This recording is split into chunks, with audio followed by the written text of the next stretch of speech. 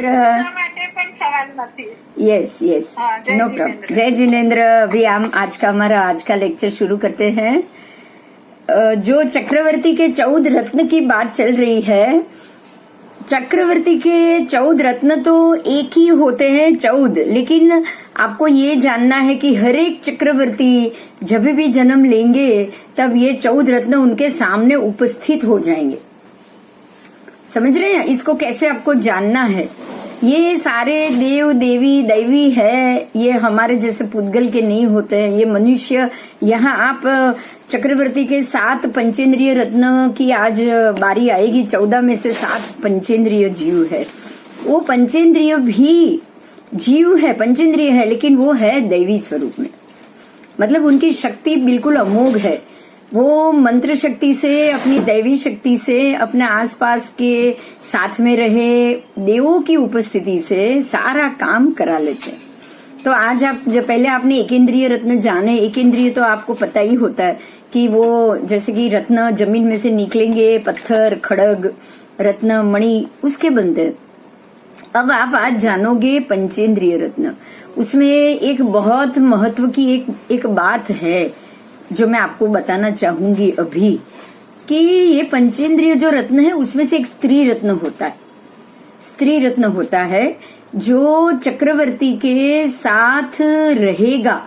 ये स्त्री रत्न चक्रवर्ती के साथ रहेगा, और वो इसीलिए रहेगा क्योंकि चक्रवर्ती है। उसको तो ये चक्र जिताने के लिए भी काम के हैं, और अपने पुण्य के अनुसार उसको भोग कराने के लिए भी स्त्री रत्न चाहिए। मेरी बात ध्यान से समझिएगा, बहुत महत्व की बात है ये। स्त्री रत्न स्त्री भोग कराएगी, चक्रवर्ती पुरुष ही बनते हैं। ध्यान दीजिएगा, चक्रवर्ती हमेशा पुरुष ही बनते हैं, और जो चक्रवर्ती बने हैं उनके शरीर को तंदुरुस्त रखना या स्वस्थ रखना या उसकी थकान मिटाना, उसकी थकान मिटाने का काम ये स्त्री रत्न का होता है। और ये स्त्री रत्न कितनी भी मतलब उसको थकान हो, सारी भोग के द्वारा स्त्री रत्न चक्रवर्ती के शरीर की थकान मिटाती है। ये बहुत महत्व का मुद्दा है। फिर से सुनिएगा, जनरली कोई भी पुरुष और स्त्री का जब भोग होगा तो वो दोनों में शारीरिक थकान होगी। आप समझ रहे हो? वो दोनों के बीच में जो भी क्रिया है उसमें शारीरिक थकान होगी। लेकिन ये स्त्री रत्न, अगर ऐसा कोई भोग स्त्री रत्न के साथ चक्रवर्ती जब भी करेगा ना, उसके शरीर से सारी थकान पल भर में मिट जाएगी। ऐसा उत्तम स्त्री रत्न इसको कहा जाता है। चक्रवर्ती की 72,000 रानी होती, 32,000। 72,000 रानी इसीलिए कि वो 72,000 देश को वो जीतता रहता है। हर एक प्रदेश की एक कुंवर राजकुमारी के साथ उसका ब्याह होता रहता है। जब वो चक्रवर्ती, आप ये सब हम पढ़ेंगे, जब वो चक्रवर्ती जीत के वापस अयोध्या में प्रवेश करेंगे ना, जब चक्रवर्ती जब जीत के अपने ही स्व राजधानी में प्रवेश करेगा ना, तब ये 32,000 राजकुमारियों के और उनके जो राजा हैं वो सबकी ओर से जैसे एक वरघोड़ा निकलेगा, रथ यात्रा निकलेगी, चक्रवर्ती की विजय यात्रा। उसके अंदर ये सारे 32,000 उनके जो नगर हैं, वो नगर के राजा सारे उसके अंदर मौजूद रहते हैं, और उनके साथ चक्रवर्ती नगर प्रवेश करेंगे। ये सारी चीज हम पढ़ेंगे, उसका विवरण भी पढ़ेंगे कि उसमें कौन कौन आएगा, क्या क्या आएगा। लेकिन यहाँ एक ध्यान की बात है कि जो 32,000 स्त्री के साथ चक्रवर्ती का विवाह होगा, ब्याह होगा, और ये सारे नगरों को जीतने की जो थकावट होगी, उससे पहले ही, ब्याह तो बाद में होगा, लेकिन नगरों को जीतने की थकावट उसको जरूर हो सकती है। उससे पहले ही ये नगर जीतना शुरू करे, उससे पहले ही स्त्री रत्न उसके पास आ जाता है। और ये स्त्री रत्न सिर्फ भोग की इच्छा रखती है, सिर्फ भोग की इच्छा। आपको समझना है कि ये भोग की इच्छा रखने वाला स्त्री रत्न वाली स्त्री जो दैवी स्वरूप में है, जो कभी भी चक्रवर्ती को उसकी थकान दूर करने के लिए भोग कराने देगी, वो सतत भोग के ही ख्याल में रहती है। यही कारण है कि ये चक्रवर्ती स्त्री रत्न अपना ये भव खत्म करने के बाद नियमा छठी नारकी में जाता है। नियमा छठी नारकी, आपको ये समझना है। चक्रवर्ती उस वक्त उसी भव में मोक्ष जा सकता है। स्त्री रत्न के द्वारा भोग करने के बाद या इतनी 72,000 स्त्रियों के साथ रहने के बाद भी चक्रवर्ती उसी भव में मोक्ष जा सकता है। और गए भी हैं, भरत राजा गए, बहुत सारे गए। लेकिन स्त्री रत्न जो चक्रवर्ती को भोग साधन के लिए बनी है, उसका ध्येय ही भोग कराना है। उसका अपने अस्तित्व को वो भोग के लिए ही समर्पित कर चुकी है। वो नियमा छठी नारकी में ही जाएगी।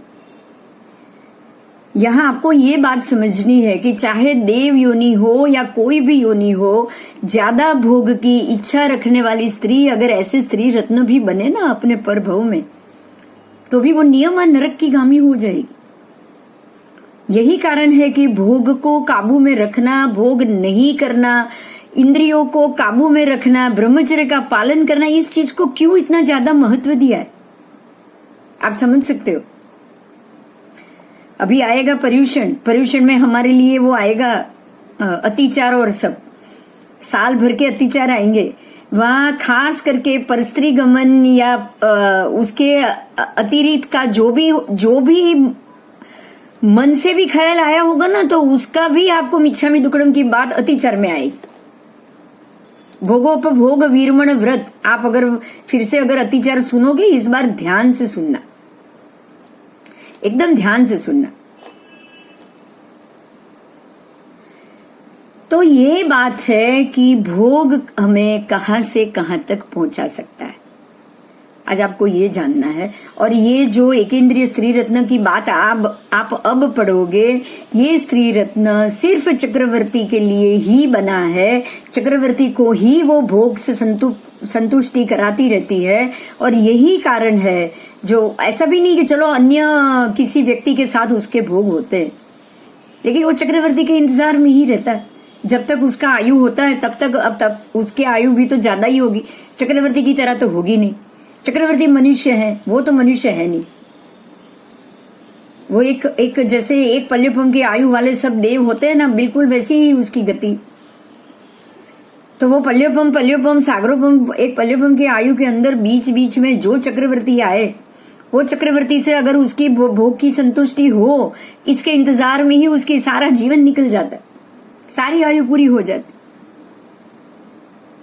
तो ये कार्य ही है उसका, और इसी कार्य को संपादन करते करते करते वो नियम छठी नारकी में, स्त्री है 7वीं में जाएगा नहीं तो वो 7वीं में ही जाती।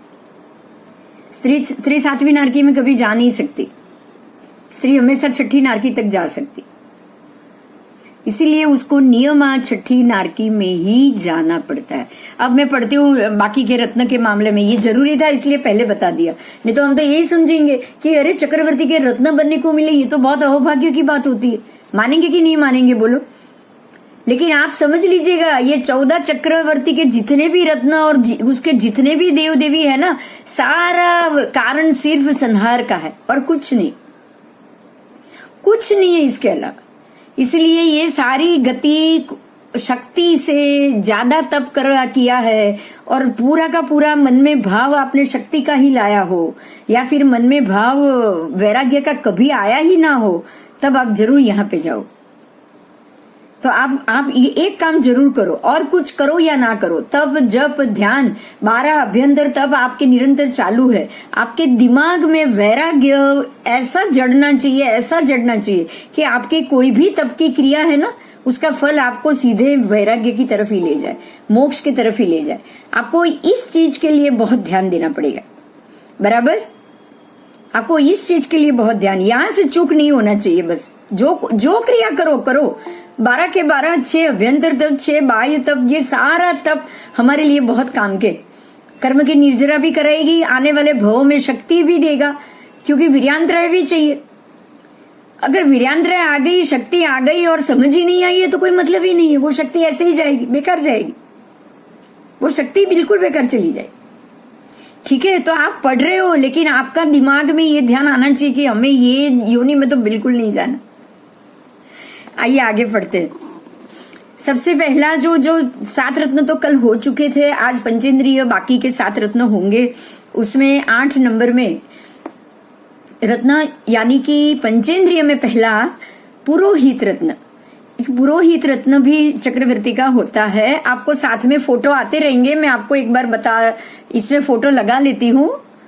ठीक है, देखिए यहाँ आपको सब है, सातों के सातों चक्रवर्ती के रत्न बताए हैं। देखो 7 पंचेंद्रिय रत्न है, मैं एक बार उसके नाम बोल लेती हूँ। पुरोहित रत्न, उसके बाद है गज रत्न जो ऐरावत की हाथी की अंबाड़ी वाला है। उसके बाद है अश्व रत्न, क्योंकि ये पंचेंद्रिय है तो इसलिए पंचेंद्रिय 7 रत्नों को अलग से बताया। उसके बाद है सेनापति रत्न, ये भी मनुष्य के रूप में पंचेंद्रिय रूप में आते हैं। फिर वार्धकी रत्न, उसके बाद है गृहपति रत्न और उसके बाद है 14वां स्त्री रत्न। अभी हम ये 14 सातों के सातों रत्न की बात करेंगे। उसमें जो पहला पुरोहित रत्न है, ये रत्न जरूरत पड़ने पर चक्रवर्ती को शांतिक, पौष्टिक आदि विविध कर्मानुष्ठान कराते हैं। देखिए चक्रवर्ती को नहीं पता है, आप समझ रहे हो, वो धार्मिक या वैसा नहीं होता है। क्योंकि कोई चक्रवर्ती है जो अंतिम भव वाला है, कोई चक्रवर्ती है जो 7वीं नरकी में जाने वाले, उसको नहीं पता है। बराबर, जो चक्रवर्ती जो चरम भवी है वो जानता है, वो अंदर से आध्यात्मिक है, वो समकीती है। लेकिन बाकी सभी चक्रवर्ती समकीती हो ऐसा हम नहीं समझ सकते। तो चक्रवर्ती को शांतिक, पौष्टिक मतलब अच्छे कार्य, शुभ कार्य, उसको खंड जीतने के लिए जो कार्य के लिए जो आवश्यक है वो सारा अनुष्ठान। क्योंकि जब भी चक्रवर्ती कोई भी खंड जीतने जाएगा तो सबसे पहले वहां जाने के बाद वो 8म तप उसको करना ही पड़ता है। बिना 8म तप वो कोई भी एक खंड वो जाता ही नहीं, उसको 8म तप करना नियम है। तो ऐसे सारे जो भी कर्मानुष्ठान होते हैं, ऐसे करने वाले जो है वो पुरोहित रत्न होते हैं। पुरोहित रत्न है ये सभी, ये बिल्कुल पवित्र, महापवित्र कहा जाता है उसको। 14 विद्या में पारंगत कहा जाता है। प्रवेश और निर्गम में मंगल कार्य कराने वाले, क्योंकि वो उनके साथ ही रहेगा। जो 14 रत्न है वो साथ में ही रहते हैं। और कवि कुशल, पुरोहित का भी कार्य करने वाले कवि कुशल भी होते हैं। कवि कुशल इसलिए कि अगर कोई अनुष्ठान में कुछ गाकर बताना है तो भी वो बहुत अच्छे से गा सकते हैं। इत्यादि गुणयुक्त ये पुरोहित रत्न होता है जो उनके सभी धार्मिक अनुष्ठान कराएगा। उसके बाद है 9वां है वो गज रत्न। गज रत्न का मतलब ये हो गया, ये हाथी की अंबाड़ी वाला है, लेकिन ये सामान्य हाथी जैसा नहीं होता है।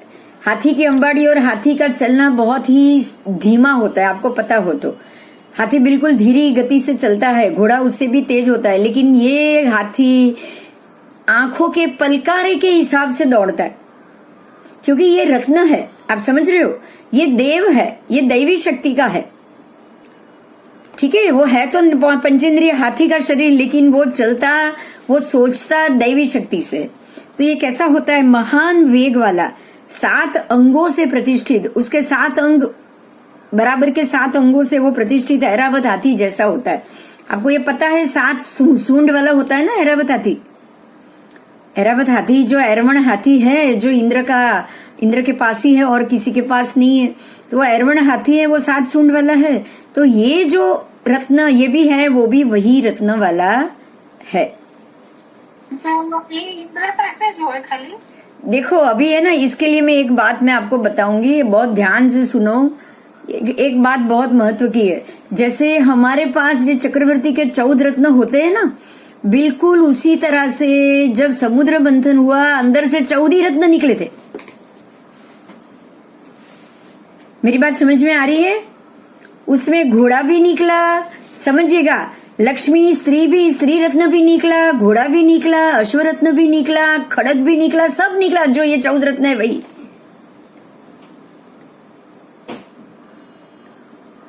तो अब कहाँ की बात कहाँ है वो मैं नहीं कह सकती कुछ भी।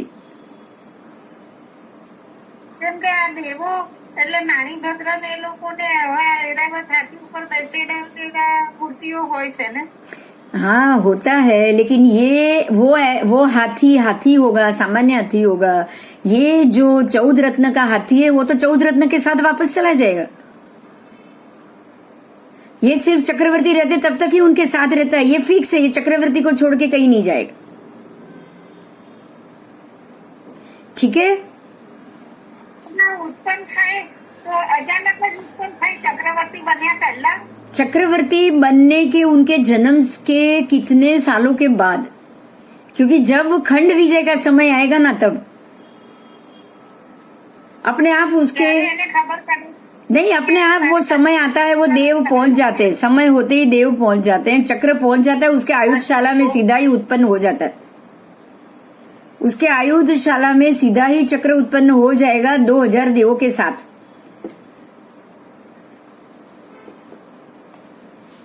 ठीक है, तो ये सुलक्षण, हाँ 2000 देवों के साथ उत्पन्न होता है। हाँ, चक्र के साथ 2000 देव उसकी सेवा में होते हैं। ये हरेक रत्न के साथ 2000 देव उसकी सेवा में होते हैं। हर एक रत्न के साथ यानी 14 रत्न के साथ 28। हाँ, होंगे सबके साथ होंगे। ये रत्न है भाई, कोई सामान्य चीज नहीं है। ये देवता लोग होंगे तो खाते पीते तो कुछ होते नहीं होंगे। देव का तो शरीर कहाँ है देव को? हाँ, वैक्रिय शरीर। हाँ, 2000 देव तो वैक्रिय शरीर वाले, इनका शरीर होगा खाली 14 रत्न का, बाकी सबका नहीं।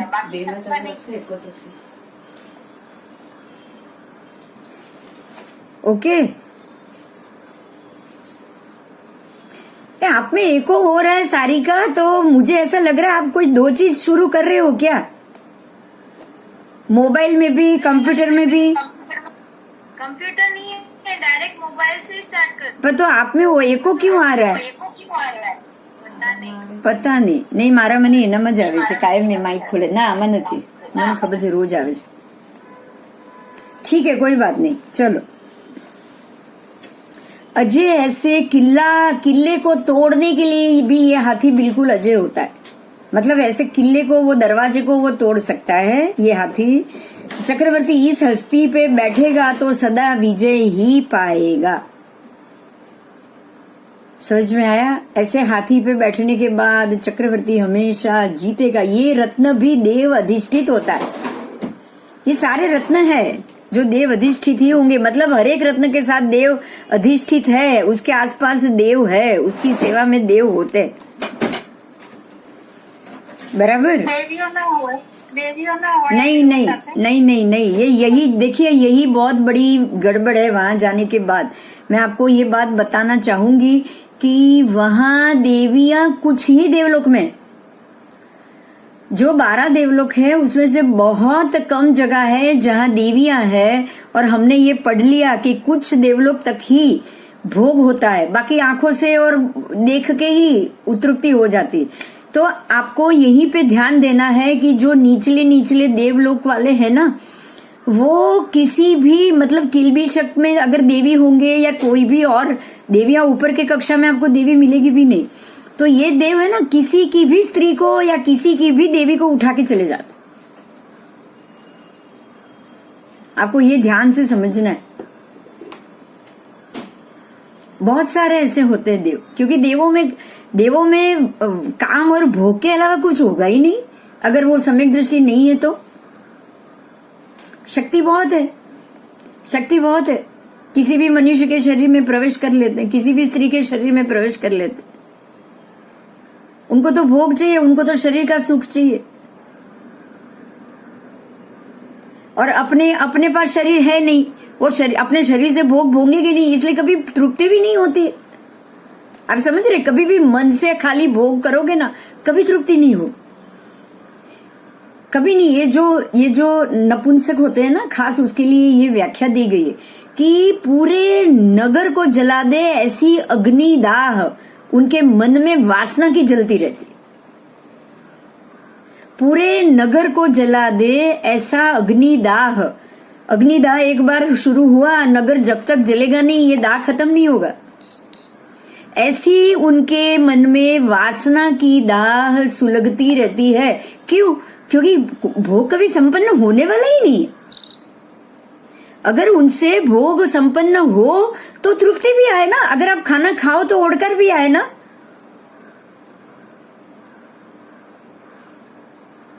खाना खाओ तो पेट भरे तो उब जाए, मन भी उबे कि बस बहुत खा लिया अब नहीं खाना है। अब खा ही नहीं रहे हो तो तृप्ति कहां से आएगी? तो ऐसे समय में अगर भोग की अंदर मन में इच्छा रह गई ना, तो भोग के पीछे ही उनका सारा इतना लंबा जीवन भी बेकार हो जाता। आगे जाएंगे। किल्लादी को तोड़ने वाले चक्रवर्ती इस हस्ती पर बैठ के सदा विजय पाता है। अब अश्वरत्न की बात की। चक्रवर्ती का ये घोड़ा महान वेग वाला है और स्वभाव से ही सुंदर है, बहुत सुंदर है, कभी भी अड़ियल नहीं होता है वो, कभी अड़ गया, किसी को लात मार दी, ऐसा ये घोड़ा नहीं करता। ये दैवी है, दैवी शक्ति वाला है। स्वभाव से ही सुंदर, आवर्त आदि लक्षण जो उसके जो मुख्य आवर्त होने चाहिए वो बिल्कुल लक्षण युक्त होता है। सदा यौवन, ये रत्न कभी भी वृद्ध नहीं होंगे, क्योंकि वृद्ध होने का शरीर ही नहीं है उनके पास। ये पुद्गल से उससे बने हुए, ये दैवी शक्ति से बने हुए। उसके बाद है स्तब्ध कर्ण, मतलब उसके कान हमेशा स्तब्ध रहेंगे, ऊंचे ही रहेंगे, वो सुनने के लिए कि आसपास क्या हो रहा है। घोड़े के कान, हम बोलते हैं ना, कभी कोई व्यक्ति बहुत अच्छे से सुना तो देखो बोलते हैं देखो घोड़े की तरह सुन रहा है, घोड़े जैसे कान करके सुन रहा है, हम ऐसे बोलते हैं, एग्जाम्पल देते हैं, क्योंकि घोड़े के कान बहुत सतेज होते हैं। वैसे बिल्कुल कान खड़ा करके खड़ा होगा ना तो समझ लो कि वो आसपास की आवाज ध्यान से सुन रहा है। तो ऐसा घोड़ा होता है ये। उसके बाद लंबाई में 108 अंगुल लंबा फिक्स है ये। आप सोचो कि 500 धनुष की काया वाले 108 अंगुल, वो कितना बड़ा होगा। चक्रवर्ती को बैठना है भाई, चक्रवर्ती बैठेगा, वो ही खुद 500 धनुष वाला है। भरत राजा 500 धनुष वाले थे, तो उसको बैठने के लिए घोड़ा भी कितना बड़ा होगा, है ना। 80 अंगुल ऊंचा, कुचेष्टा रहित, मतलब कोई गलत चेष्टा वो नहीं करेगा। अल्प क्रोधी और शास्त्रोक्त सभी लक्षणवंत, किसी भी जलाशय, अग्नि या पहाड़ों को बिना परिश्रम उल्लंघन कर लेने वाला, महान वेग वाला और अजेय होता है। ये दोनों तिर्यंच रत्न मतलब अश्व और गज वैताढ़ पर्वत की तलेटी में उत्पन्न होते हैं। जब तक अब राजा यहाँ से निकलेगा नहीं, चक्र रत्न उत्पन्न हो चुका है। अब चक्र रत्न, पुरोहित रत्न वहां आ गया है, स्त्री रत्न भी आ गया है। अब राजा वहां से विजय के लिए जब निकलेगा, तब ये घोड़े और अश्वरत्न वैताढ़ की तलेटी में उत्पन्न होंगे। समझ में आया? और 6 खंडों की विजय यात्रा में पराजित हुआ व्यक्ति उस समय चक्री को भेंट स्वरूप देते हैं। ये सारी चीज है ना, ये जो 6 खंड वाले ना उनके पास होती है। देखो अभी मैं ध्यान से बोलूंगी, जो नमी वी नमी थे ना, नमी वी नमी, जो वैताढ़ के सभी जो अलग अलग 6 खंड है ना, उसके मालिक होते हैं। तो जैसे ही राजा वहां आता है तो वो हर एक ऐसे 6 खंड वाले एक रत्न राजा को भेंट में देते हैं। ऐसे ही ये स्त्री रत्न है ना, वो नमी वी नमी देंगे। समझे आप? अब वैताढ़ में है तो जैसे गिरी कुमार, वो उनको अश्वरत्न देंगे। एक जगह जैसे वो जीतते जाएंगे ना, एक बाकी के रत्न उसके पास आते जाएंगे। बराबर। अब इसके बाद है सेनापति रत्न, ये पुरुष रत्न है। हास्यादि सर्वसेना का प्रमुख है। हत्स्यादि, हाँ એમાં લખ્યું છે કે 6 ખંડો की विजय यात्रा में पराजित हुआ, એટલે બીજા લોકો પણ 6 ખંડ જીતવા नहीं, जो 6 खंड का कोई ना कोई राजा तो होगा ही ना। पराजित। चक्रवर्ती जीतने निकला है तो किसी को तो जीतेगा। अच्छा, चक्रवर्ती थी पराजित। हाँ, जो चक्रवर्ती से पराजित होगा वो उसको भेंट में दे देगा। ये एक नियम है कि भैया मैं जीता हूं तो मेरी ओर से आप ये भेंट स्वीकार करो। તો પછી એ લોકો પાસે આ રત્નો હોય બધા। हाँ, देखिए जैसे वैताढ़ है ना, वैताढ़ गिरी के जो गिरी कुमार है ना, जो नमी वी नमी वहां के, वो तो विद्याधर देव है, वो विद्याधर श्रेणी के देव हैं नमी वी नमी। बाकी हर जगह नहीं, पर कहीं कहीं तो विद्याधर देव है ही। એવા દેવોને પણ જીતવા જાય. हाँ, वो तो सबको जीतने जाना है। वो जब जीतने निकलेंगे ना, वो आप सेकेंड ईयर में पढ़ोगे, तब आपको पता चलेगा कि कौन से एरिया को अभी आज राजा ने जीता। यस, वो कहाँ से कहाँ निकलेंगे आप सब पढ़ोगे। वो पहले कौन सा जीतेगा, दूसरा कौन सा जीतेगा, तीसरा कौन सा, वो सब आपको पढ़ना है, ताकि जब आपका वो समय में जन्म हो ना और चक्रवर्ती के सेना में आप चले गए ना, तो आपको मालूम पड़े कि अब ये यहाँ से यहाँ जाएंगे, यहाँ से यहाँ जाएंगे, है ना। भगवान ना करे ऐसा हो, लेकिन हमें मालूम पड़ना चाहिए। बराबर, आप पूरी उसकी विजय यात्रा जानोगे, पढ़ोगे। ठीक है, तो आगे जाए। अभी चक्रवर्ती का ये युद्ध मंत्री होता है। सेनापति जो है वो चक्रवर्ती का युद्ध मंत्री होता है। मतलब उसको कैसे जाना है, कहाँ से निकलना है, किसको पहले जीतना है, ये सारी जो व्यू रचना है ना, वो ये सेनापति रत्न करेगा। और यवनादिक अनेक भाषा, शास्त्र, विचित्र शिक्षा, लिपि, नीति, युद्ध शक्ति, मतलब चाणक्य नीति, चक्रव्यूह आदि सभी विषयों का ये जानकार। आप समझ सकते हो उसके अंदर कितनी बुद्धि होगी। समय यज्ञ, समय को पहचानने वाला, विजय करने के क्षेत्र के जमीन आदि का मार्ग का ज्ञाता, उसको हरेक रास्ता कहाँ से कहाँ निकलता है वो सब पता होता है, तभी वो हरेक चक्रवर्ती के साथ वो सेनापति बन के जाता है। बराबर। वफादार है, ये अपने चक्रवर्ती के प्रति वफादार है। परम स्वामी भक्ति वाला है, तेजस्वी, प्रजाप्रिय, चारित्रवान, पवित्र गुणों से सुलक्षण बंद होता है तथा दिग्विजय में चक्रवर्ती के साथ ही होता है। चक्रवर्ती की आज्ञा होते ही चक्री के सहाय बिना ही चर्म रत्न से गंगा सिंधु के तट ऊपर जाकर महाक्लिष्ट म्लेच्छ राजाओं के साथ भीषण खूंखार भयंकर युद्ध करके सर्वत्र विजय पाकर चक्रवर्ती का शासन स्थापित करता है। आप आगे जब पढ़ोगे तब ये बात भी आएगी कि हर जगह चक्रवर्ती इसको भेज देते, जा बहुत सारी जगह की, जा भी तू जीत के आ जा, यहाँ मेरी जरूरत नहीं। ऐसे कुछ जगह, 2-3 जगह पे जहाँ पे ये म्लेच्छ राजा हो, जो मारने वाले हो, जो भील आदिवासी प्रजा हो, जो जंगली प्रजा हो, जो बिल्कुल समझती नहीं हो, उसको नहीं पता है कि हमको सरेंडर होना है, वो लड़ने के लिए आते हैं, उस वक्त ये सेनापति रत्न खुद जाके लड़ता है। ठीक है, आगे आएगा अभी वार्धकी रत्न। ये भी एक मनुष्य रत्न है, पंचेंद्रिय रत्न है। अब चक्रवर्ती की इतनी सारी सेना है, इतनी सारी सेना को लेके वो पड़ाव डालेगा, हर जगह जंगल में कहीं भी घूमेगा, तो क्या उसको वहां मकान आदि चीज मिलेगी? क्या नहीं मिलेगी ना। 90 करोड़ पदाति सैन्य है, 90 करोड़ का। अब चक्रवर्ती इतने सैन्य को लेके घूमेगा तो रहने के लिए जगह कहाँ मिलेगी उसको? उतनी मिलेगी नहीं मिलेगी। तो ये रातों रात खड़ा कर देता है, बिल्कुल ऐसे ही जादू की छड्डी घुमाई और सीधे 1 घंटे में उसका पूरे सबके ठहरने के लिए मकान तैयार। उसको वार्धकी रत्न कहा जाता है। महान रथपति, शिल्पकार, समग्र सुथारों में श्रेष्ठ, चक्री के महल, प्रसाद, गृह और सैन्य के लिए निवास स्थान। वो हर जगह चक्री के लिए महल बनाएगा, प्रासाद खड़ा कर देगा वो, और बाकी नगरों को तैयार करने देने वाले पौषधशाला एक ही मुहूर्त में, आप समझो एक ही मुहूर्त मतलब 48 मिनट में ही वास्तु के नियम अनुसार यथार्थ रूप में व्यवस्थित मकान बनाने वाला होता है। बांधकाम विभाग का अधिष्ठाता ये पुरुष होता है। साथ ही जब चक्रवर्ती तमिस्त्र और गुफा और खंड प्रपात गुफा में जब जाता है, तब समग्र सैन्य को सुखरूप पार उतरने के लिए निमग्ना और उमग्ना नाम की महानदियों के ऊपर महान सेतु मतलब पुल वो बना देता है। वो भी ये वार्धकी रत्न ही बनाता है। वहां कोई पुल नहीं है। जो अंदर की जो गुफा है, अगर उसमें आपने ऐसे ही चले गए ना तो सीधे आप ये पानी में चले जाओगे। वहां कोई पुल परमानेंट नहीं होता है।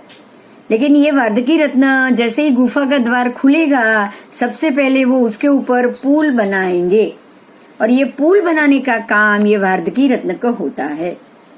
ऐसे हम बोल दे कि ऐसे ही कोई चला गया तो सीधे नदी में गिर जाएगा, उतर जाएगा। वहां पे हमेशा के लिए पुल नहीं होता है। जब भी चक्रवर्ती के 14 रत्न लेकर चक्रवर्ती उसको जीतने के लिए निकलता है, तब ये भारगी रत्न वहां पे आने जाने के लिए पुल बना देता है, वो भी एक मुहूर्त में तैयार। उसके बाद है गृहपति रत्न। गृहपति, गाथापति उसका ऐसे भी नाम है। अन्न आदि सभी अन्न सब्जी, कोष्ठागार का अधिपति, क्योंकि इतने सारे सैन्य को लेके जाना है तो उनको खाने पीने की व्यवस्था भी करनी पड़ेगी। इतने सारे सैन्य को खिलाना पिलाना हर टाइम 4 टाइम, उसकी चिंता ये करता है गृहपति रत्न। चक्रवर्ती के महल में, गृह में चैत्य तथा सैन्य का भोजन, वस्त्र, फल, फूल आदि आवश्यक तमाम वस्तुओं की चिंता ये गाथापति रत्न करता है और पूरा भी करता है। सारी चीज को लाकर समापन करना भी उसका ही काम। रूपवंत, ये बहुत रूपवंत है, दानी है, शूर है, स्वामी भक्त है, पवित्र आदि गुण वाला है। 7वीं दिग्विजय के प्रसंग पर अगर उस जब भी जरूरत पड़े तब ये अनेक प्रकार के धन धान्य शाक भाजी उससे चर्म रत्न पर सुबह बोके, वो सुबह ही बोएगा, वहां पे बोएगा भी कैसे, वो सुबह बोएगा और सीधे शाम को तो खेती तैयार। जो चर्म रत्न है ना, आगे जो पड़े थे बड़ा सा चर्म रत्न 12 योजन वाला, उसमें ही वो खेती करेगा और शाम को तैयार। आज सुबह बीज बोए, शाम को तैयार, और उसके दूसरे दिन तो खाना वाना बना के सबको उसको खिला भी देगा। वो रोज बो भी लेगा, रोज वो खाना बना के खिला भी देगा। तो चर्म रत्न इस धान्योत्पत्ति के योग्य तुल्य काम देने वाला गृहपति का कृषिकार की तरह ही आपको समझना है। इससे सैन्य का सुख पूर्वक निर्वाह होता है। इतने बड़े सैन्य को लेके जाएंगे तो सैन्य तो मनुष्य है, उसको तो खाना पीना हर चीज चाहिए, तो वो निर्वाह कराने के लिए ये गृहपति रत्न काम आते। अब है स्त्री रत्न। स्त्री रत्न के मामले में मैंने आपको पहले ही बोल दिया है, फिर भी अभी मैं बताने जा रही हूँ। ये महान विद्याधरों और अन्य नृपतियों के उत्तम गृह में उत्पन्न होती है। ये महान विद्याधरों में ही, नमी विद्याधरों के यहाँ ही ये स्त्री रत्न उत्पन्न होता है और उसमें 6 खंडों की नारियों के एकत्रित, आप समझ सकते हो, 6 खंड की सभी नारियों के एकत्रित तेज पुंज जितना तेज, समझे आप? 6 खंड की जितनी नारी के अंदर तेज भरा हुआ हो ना, वो सारा तेज ये एक स्त्री रत्न के अंदर पुंज के रूप में भरा हुआ होता है।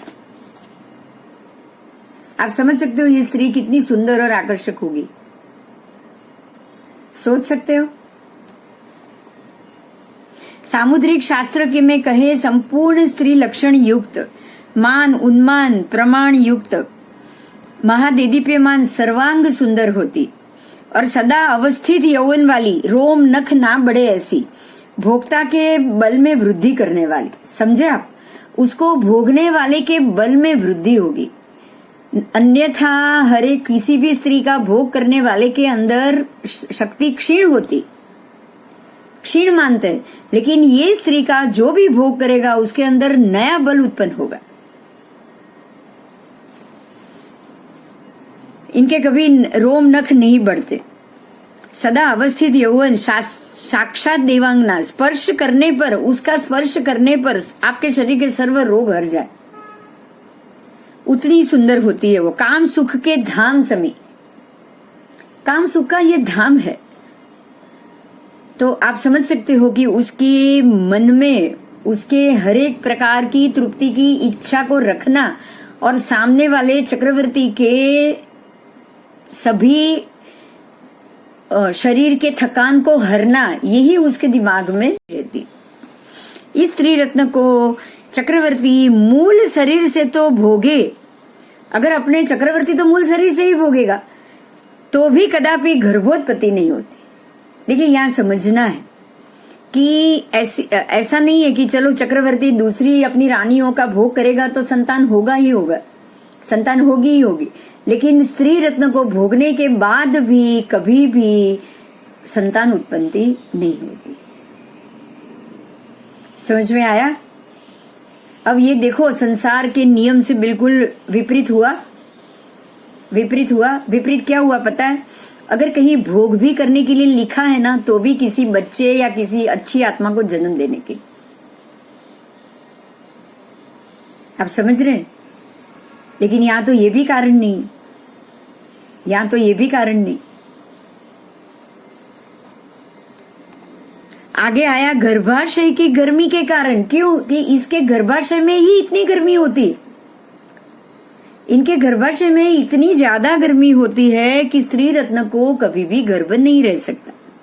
और इसी गर्मी के कारण ही वो उसको भोगने वाले के सभी थकान, सभी पीड़ा को वो हर लेती। गर्मी के उदाहरण में कुरुमती नाम की स्त्री रत्न का एक उदाहरण दिया है कि पहले एक स्त्री रत्न कुरुमती नाम, ये सभी चक्रवर्ती के स्त्री रत्न के नाम अलग अलग होते हैं। भरत राजा की स्त्री रत्न थी, उसका नाम था सुभद्रा। तो ऐसे में एक चक्रवर्ती का नाम था, स्त्री रत्न का नाम था कुरुमती, और ऐसी स्त्री का स्पर्श होते ही लोहे का पुतला भी पिघल गया था। आप समझे? लोहे का पुतला भी पिघल गया था। अब आप ये सोचो कि चक्रवर्ती के अंदर तो लोहे के पुतले से भी ज्यादा शक्ति होनी चाहिए कि नहीं होनी चाहिए? नहीं तो चक्रवर्ती का शरीर कब का पिघल जाएगा ऐसे स्त्री रत्न को छूते ही। चक्रवर्ती का जो खाना होता है वो अगर किसी सामान्य व्यक्ति ने खा लिया ना, तो वो पागल हो जाता है। ऐसा उसका खाना स्पेशल बनता है, आपको पता है? सामान्य व्यक्ति वो खाना पचा नहीं सकता। अब आप ये सोचो कि अगर ऐसी स्त्री रत्न किसी लोहे के पुतले को अगर वो स्पर्श करती है तो वो लोहा पिघल जाता है, चक्रवर्ती को तो वो भोग कराती। तो आप ये सोच लो कि लोहे के पुतले से भी 1000 गुनी शक्ति चक्रवर्ती में है। तो जो 1000 हाथी का बल बोला है तीर्थंकर परमात्मा और चक्रवर्ती में, 1000 हाथी का बल, तो आप सोच सकते हो कि वो उसका शरीर 1000 लोहे के जितना स्ट्रांग होगा कि नहीं होगा। तो उसको भोग कराने के लिए कोई सामान्य स्त्री चाहिए या ऐसा स्त्री रत्न चाहिए? आगे चलेंगे। अब ये पंचेंद्रिय रत्न खत्म हुए। तो પછી એમને બીજી રાણીઓ પાસે તો જતા હતા, એમને આટલા પુત્રો છે તો वो तो होता है, वो ऐसा कुछ नहीं है। वो उनके साथ जो अगर रानी भी बनेगी ना, तो चक्रवर्ती वाले तो वज्र ऋषभ संग्रहण वाले ही होते हैं ना, तो सारी रानी ऐसी ही होती। ये स्पेशल है जो मैंने आपको बोला कि एक औषधि प्रदान कर रही है।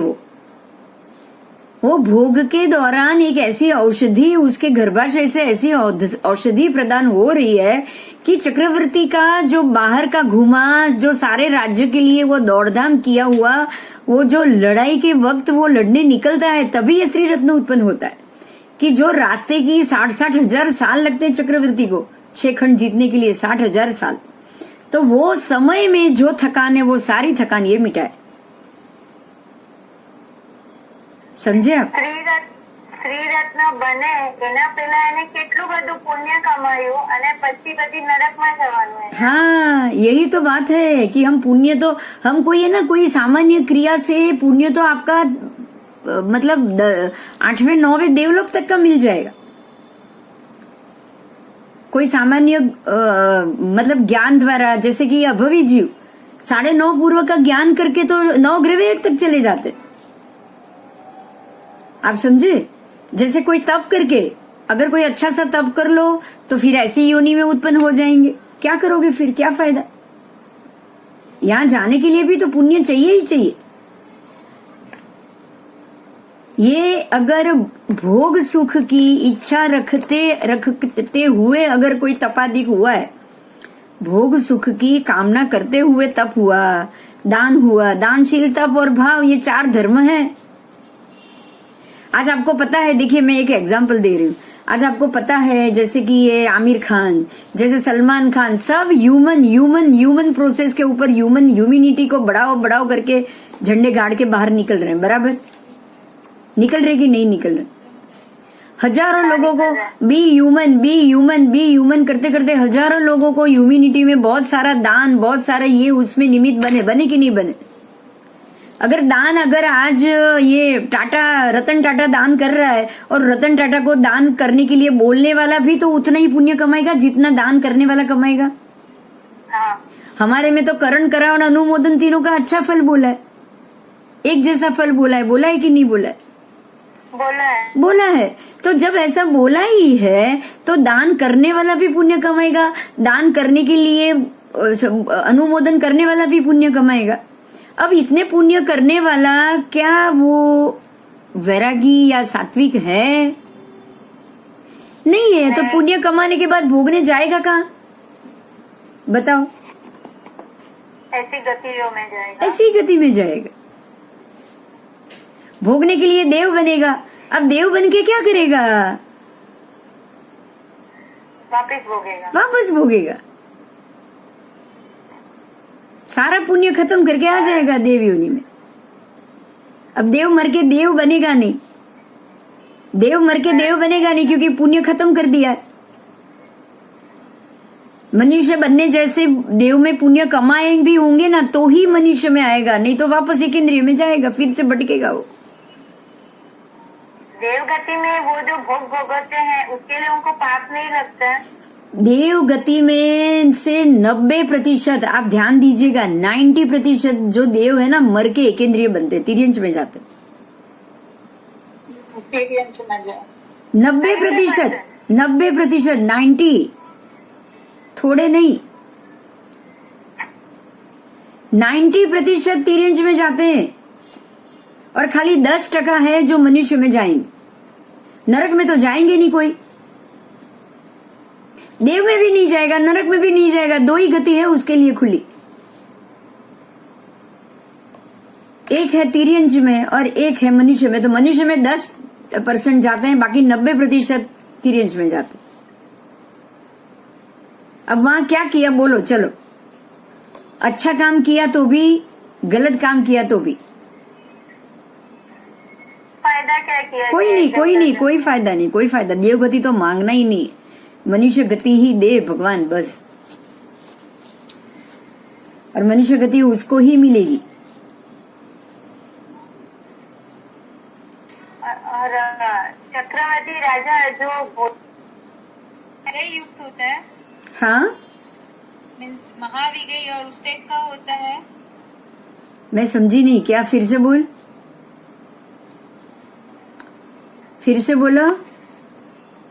चक्रवर्ती राजा जो भोजन करता है वो एकदम विजयी युक्त होता है। नहीं, वो ऐसी गाय के दूध से बनता है, उसमें ऐसे तत्व पड़ते हैं, ऐसे वो बनाया जाता है।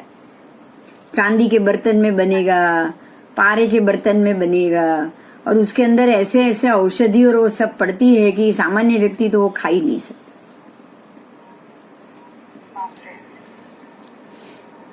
ठीक है, वो 1000 हाथी के बल जिसके अंदर हो, उसको वो बल शक्ति टकाने के लिए मजबूत खाना पड़ेगा ना, ऑर्गेनिक खाना पड़ेगा, समझे आप? હા આપણે વાંચશું જ, આખું પૂરું કરશું. નહીં એ રહી ગયું એટલે સ્ત્રી રત્નમાં નીચે શું રહી ગયું? આ ઔષધ 4 પ્રકારના છે. नहीं, ये मेरे में तो कुछ नहीं है.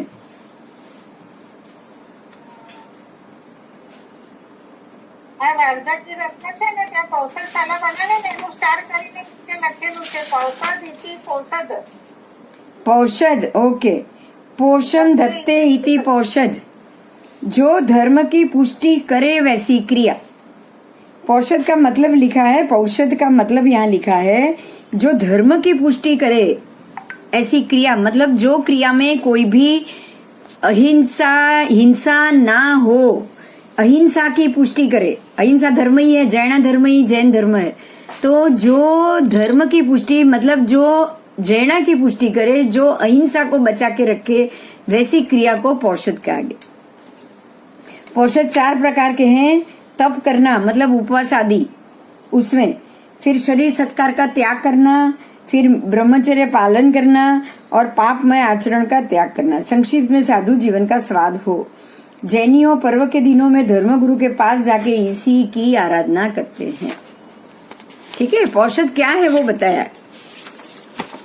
તેમાં 4 પ્રકારની ખબર જ નહીં હતી। पौषध में ये चारों चीज होती है, उसी से हो गया बस। आपको चारों चीज आएगी। देखो, पौषध में उपवास होता है, जरूरी उपवास ही है, वो भी 24 उपवास। कोई भी प्रकार का आहार नहीं होना चाहिए। ये जो आप हमारी जो तिथि होती है ना, जो खास तिथि 5 तिथि, जिस दिन आरंभ समारंभ और संरम से दूर रहना। संरम का मतलब ही है हिंसा, आरंभ समारंभ का मतलब ही है हिंसा।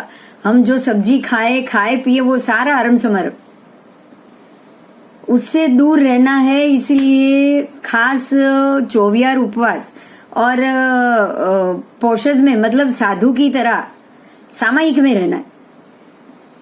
रहना भी सामायिक में। तो आप सभी आरंभ समारंभ और घर से दूर हो गए।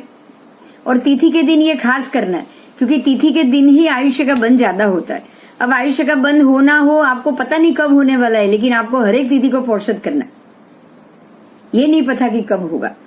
तो पौषध में ये चारों चीज चाहिए। सामायिक, ऐसा नहीं खाली सामायिक कर लिया। आप सामायिक कर लिया, आप साधु के जैसे हो ना। सामायिक में साधु के बराबर ही गए तो ये पौषध ही हुआ एक टाइप का, पर वो खाली 1 घंटे का हुआ, 64 प्रहर ही नहीं हुआ। पौषध में जो आपका 4 प्रहर 8 प्रहर है वो तो होना ही चाहिए मिनिमम। 24 घंटे का तो पौषध होना ही चाहिए। उसमें आपके दोनों टाइम प्रतिक्रमण आ गया तो क्रिया भी आ गई, 24 उपवास आ गया तो तब भी आ गया। और वैसे भी पौषध कुछ मिनिमम 81 से कम नहीं होता है।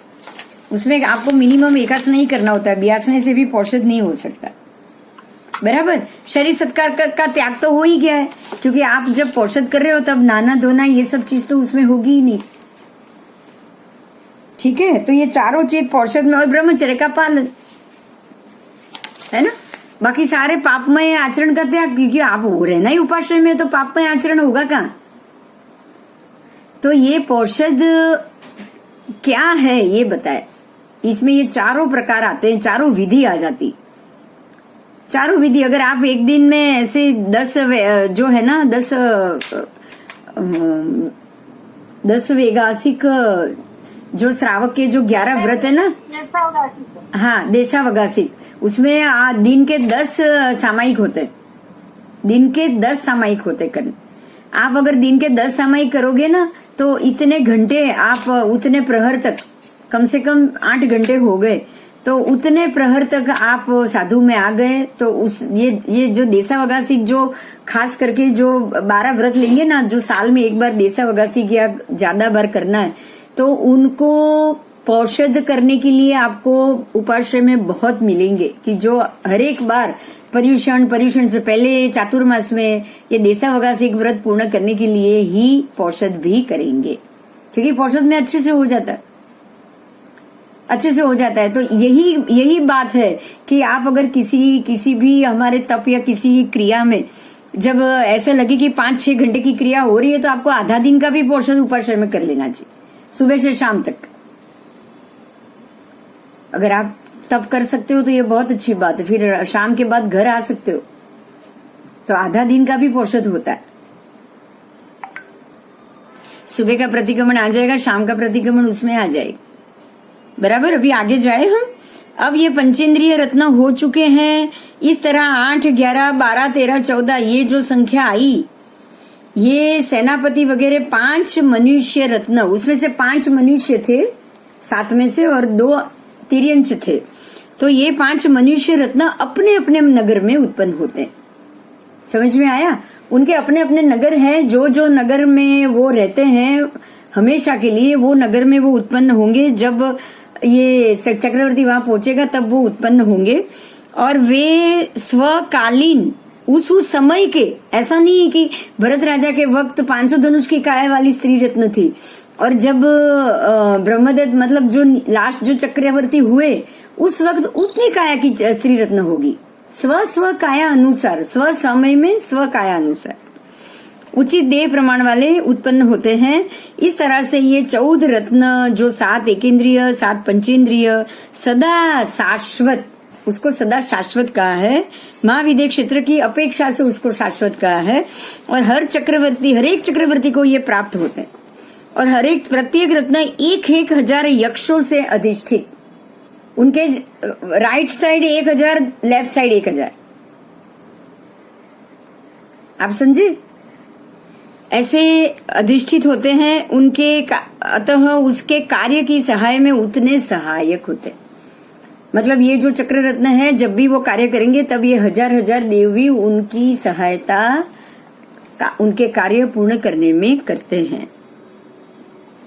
इसीलिए ये रत्न सर्वत्र विजय दिलाने वाला ही होता है, सर्वत्र महासुख देते हैं। परंतु पाप योग से जब ये रत्न चक्रवर्ती से दूर खिसक जाए तो देव प्रभा रहित ऐसे ये रत्न सुभूम को जिस तरह देव से पकड़ा हुआ चर्म रत्न छोड़ देने से नाश हुआ था, वैसे हानिकारक भी बनता है। यहाँ ये कहा है कि अगर चक्रवर्ती दुर्गति में जाने वाला हो तो यही रत्न उसके लिए हानिकारक भी बनता है।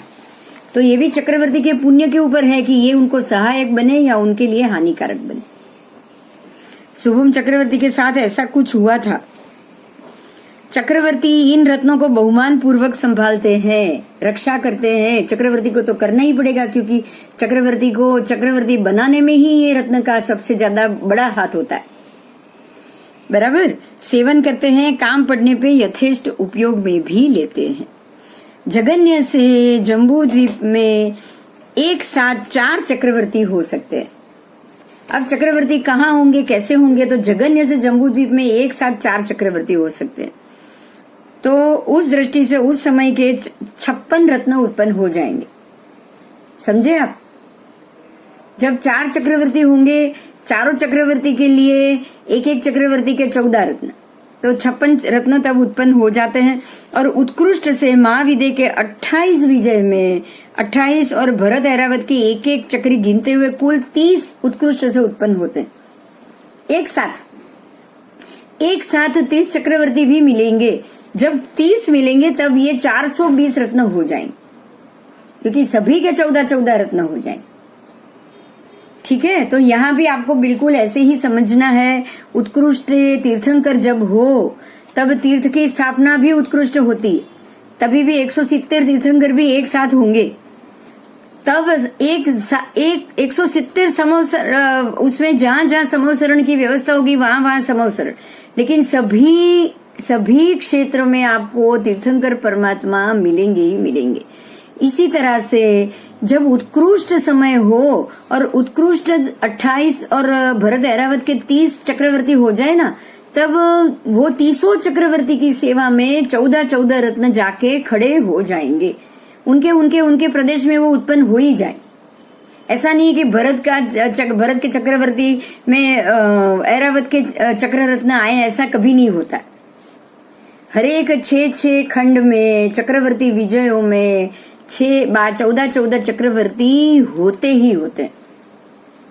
समझ में आई बात ये? हाँ। ठीक है, अब ये 7 रत्नों का उल्लेख कहाँ है? चक्रवर्ती के 7 रत्न का उल्लेख बहुत ग्रंथों में है। बराबर, उन्होंने चक्र, हस्ती, अश्व, मणि, स्त्री, गृहपति और परिनायक रत्न, मतलब सेनापति रत्न, उन्होंने भी ये 7 रत्न को माना है। वैदिक साहित्य में भी चक्रवर्ती सम्राट के 14 रत्न बताए। हाथी, घोड़ा, रथ, स्त्री, बाण, भंडार, माला, वस्त्र, वृक्ष, शक्ति, पाश, मणि, छत्र और विमान, ये 14 रत्न वैदिक साहित्य ने भी माना है। अब चक्रवर्ती की रुद्धि बताई है, उसको आपको समझना पड़ेगा। अच्छी बात है, ये बहुत आपको एक साथ मिल जाएगी।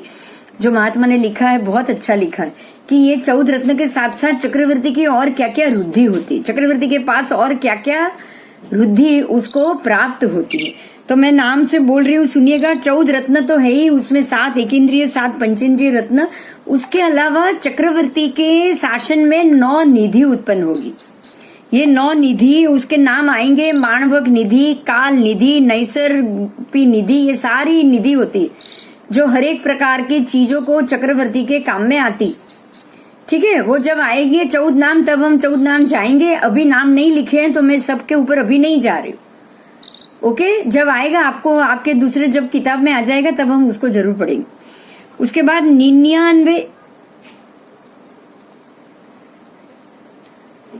99 लाख मानव अंग रक्षक है। 99 लाख, 1 करोड़ में 1 लाख कम मानव अंग रक्षक चक्रवर्ती के होते हैं। 96,000 आत्मरक्षक देव, मतलब बॉडीगार्ड ऐसे कहा जाता है। आत्मरक्षक देव उनकी निश्रा में रहते हैं चक्रवर्ती के। 1,92,000 रानी होती है, स्त्री परिवार। ये रानी और स्त्री परिवार। 363 सूपकार रसोई वाले होते हैं। 363। आप सोचो, उनके महल में एक रसोई वाला नहीं होता है। फिर 18 श्रेणी प्रश्रेणी होती है। 84 लाख हाथी, 84 लाख घोड़े, 84 लाख रथ। फिर 96 करोड़ पदाती सैन्य, 96 करोड़ पदाती, 96 करोड़ गांव वो जीतते हैं। एक एक गांव जीतते हैं, उसी में से पदाती उनके साथ आ जाते हैं। 32,000 देश जीतते हैं और 72,000 बड़े बड़े नगर जीतते हैं। 99,000 द्रोणमुख प्रदेश जीतते हैं। 48,000 किलों से युक्त शहर जीतते हैं। 24,000 करबट जीतते हैं। 24,000 मडंग, 24,000 खान। ये सारे अलग अलग नगर नहीं, नगर की अलग अलग प्रक्रिया है, अलग अलग स्वरूप है। शहर हम बोलते हैं ना, गांव शहर हम अलग अलग बोलते हैं ना।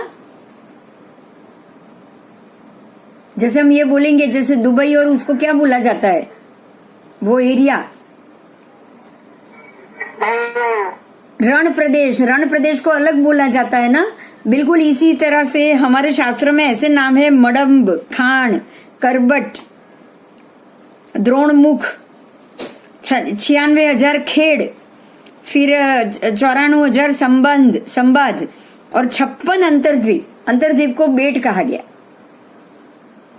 द्वारका बेट है, जैसे द्वारका बेट है, दुबई बेट है, बिल्कुल इस प्रकार से अंतर्द्वीप है, वो बेट है। और 49 कुराज्य आदि आदि आदि, ये पूरा 63 शलाका पुरुष सचित्र में ये लिखा हुआ है। लेकिन उससे भी अच्छा मैं आपको एक बात बताती हूँ। अजीत शांति स्तोत्र जो महामंगल नवस्मरण में है, उसमें आपको पूरा चक्रवर्ती की रुद्धि बताई गई। आप वो गाथा पढ़ना, आज ही खोलना। परीक्षण आ रहा है जब भी। अजीत शांति, आखिरी अजीत शांति, पूरा चक्रवर्ती का वर्णन है उसमें। ग्राम, नगर, क्षेत्र, देवता, दयस्ते, सर्वे, कोष्ठागारा, ये सारा जो आप बोल रहे हो ना, ये पूरा चक्रवर्ती का वर्णन है। 96 करोड़ पदाती, 32 राय, जो आप जो गाथा बोलते हैं ना, वो सारी गाथा चक्रवर्ती की रुद्धि है। क्योंकि अजितनाथ भगवान, शांतिनाथ भगवान दोनों चक्रवर्ती थे। शांतिनाथ भगवान चक्रवर्ती थे, अजितनाथ भगवान नहीं, शांतिनाथ भगवान चक्रवर्ती थे। तो उनकी रुद्धि उसमें बताई है। तो बिल्कुल ये चक्रवर्ती की रुद्धि, उसके अंदर वर्ड टू वर्ड आप जाओगे। 96 करोड़ पदाती भी उसमें शब्द आता है। समझ में आया? हाँ, ध्यान आपू पर से मतलब यही समझो, यही बात समझो कि जो हम रोज बरोज की कार्य में भी जो चीज लेते हैं ना, उसके अंदर क्या है ना, हमको पता ही नहीं है ना। राइट। हाँ, इतनी बार हमने ये जाना सुना, हर एक संवत्सरी में, हर एक चौमासी में, नवस्मरण कितनी बार सुना होगा, लेकिन ये हमें नहीं पता। क्यों? क्योंकि गाथा के अंदर क्या शब्द वो क्यों बनाया गया है, वो बात हमें नहीं पता, नहीं मालूम है। हाँ, वो बात हमें नहीं पता। तो अब जब भी आप अजीत शांति सुनो या अजीत शांति पढ़ो, तो आपको बिल्कुल उसके शब्दों पे भी ध्यान देना है और वो ध्यान से उसको सुनना है, बस बस। हाँ, अब ये आपके 14 रत्न का जो पिक्चर है, ये पहले 7 पंचेंद्रिय रत्न का था, बराबर। अब इसमें सातों के सातों 14 के 14 रत्न आ गए हैं। फिर से बोल रही हूँ, एक बार ध्यान दे दीजिएगा। फिर ये टॉपिक आपको पता है, मैंने बोल दिया, आप सिर्फ देख लीजिएगा, ठीक है। अब ये चैप्टर खत्म हुआ, अभी हम आगे के चैप्टर में जाएंगे। ये है 9 निधि, चक्रवर्ती की 9 निधि। मैंने आपको बोला है, अब निधि आएगी, 9 निधि बाद में आप काल निधि, ऐसे ऐसे निधि के नाम आएंगे। लेकिन आप अभी ये देखो, उसकी ये 9 निधि के ना, ऐसे एक एक पेटी होती है। निधि का मतलब ही खजाना। 9 निधि की एक एक पेटी होती है और निधि की पेटी का नाप देखो आप, 12 योजन लंबा और 1 योजन चौड़ी उसकी पेटी होती है, 8 योजन ऊंची पेटी होती है। देखा आपने? तो ये कितनी बड़ी होगी आप सोच सकते हो? मैं आपको एक बार बताऊं नाप आपको। मैं ये इसमें भी 9 योजन चौड़ाई है, 12 योजन लंबाई है, 8 योजन ऊंचाई है, ये पेटी ही है। आपको मैं अभी एक बात बताती हूँ। अभी ये 9 निधि की ये जो पेटी है ना, पूरे अयोध्या देश जितनी है।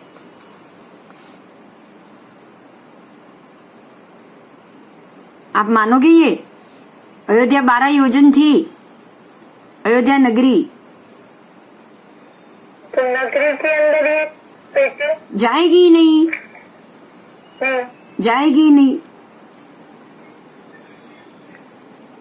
नगरी में ये पेटी जा नहीं सकती।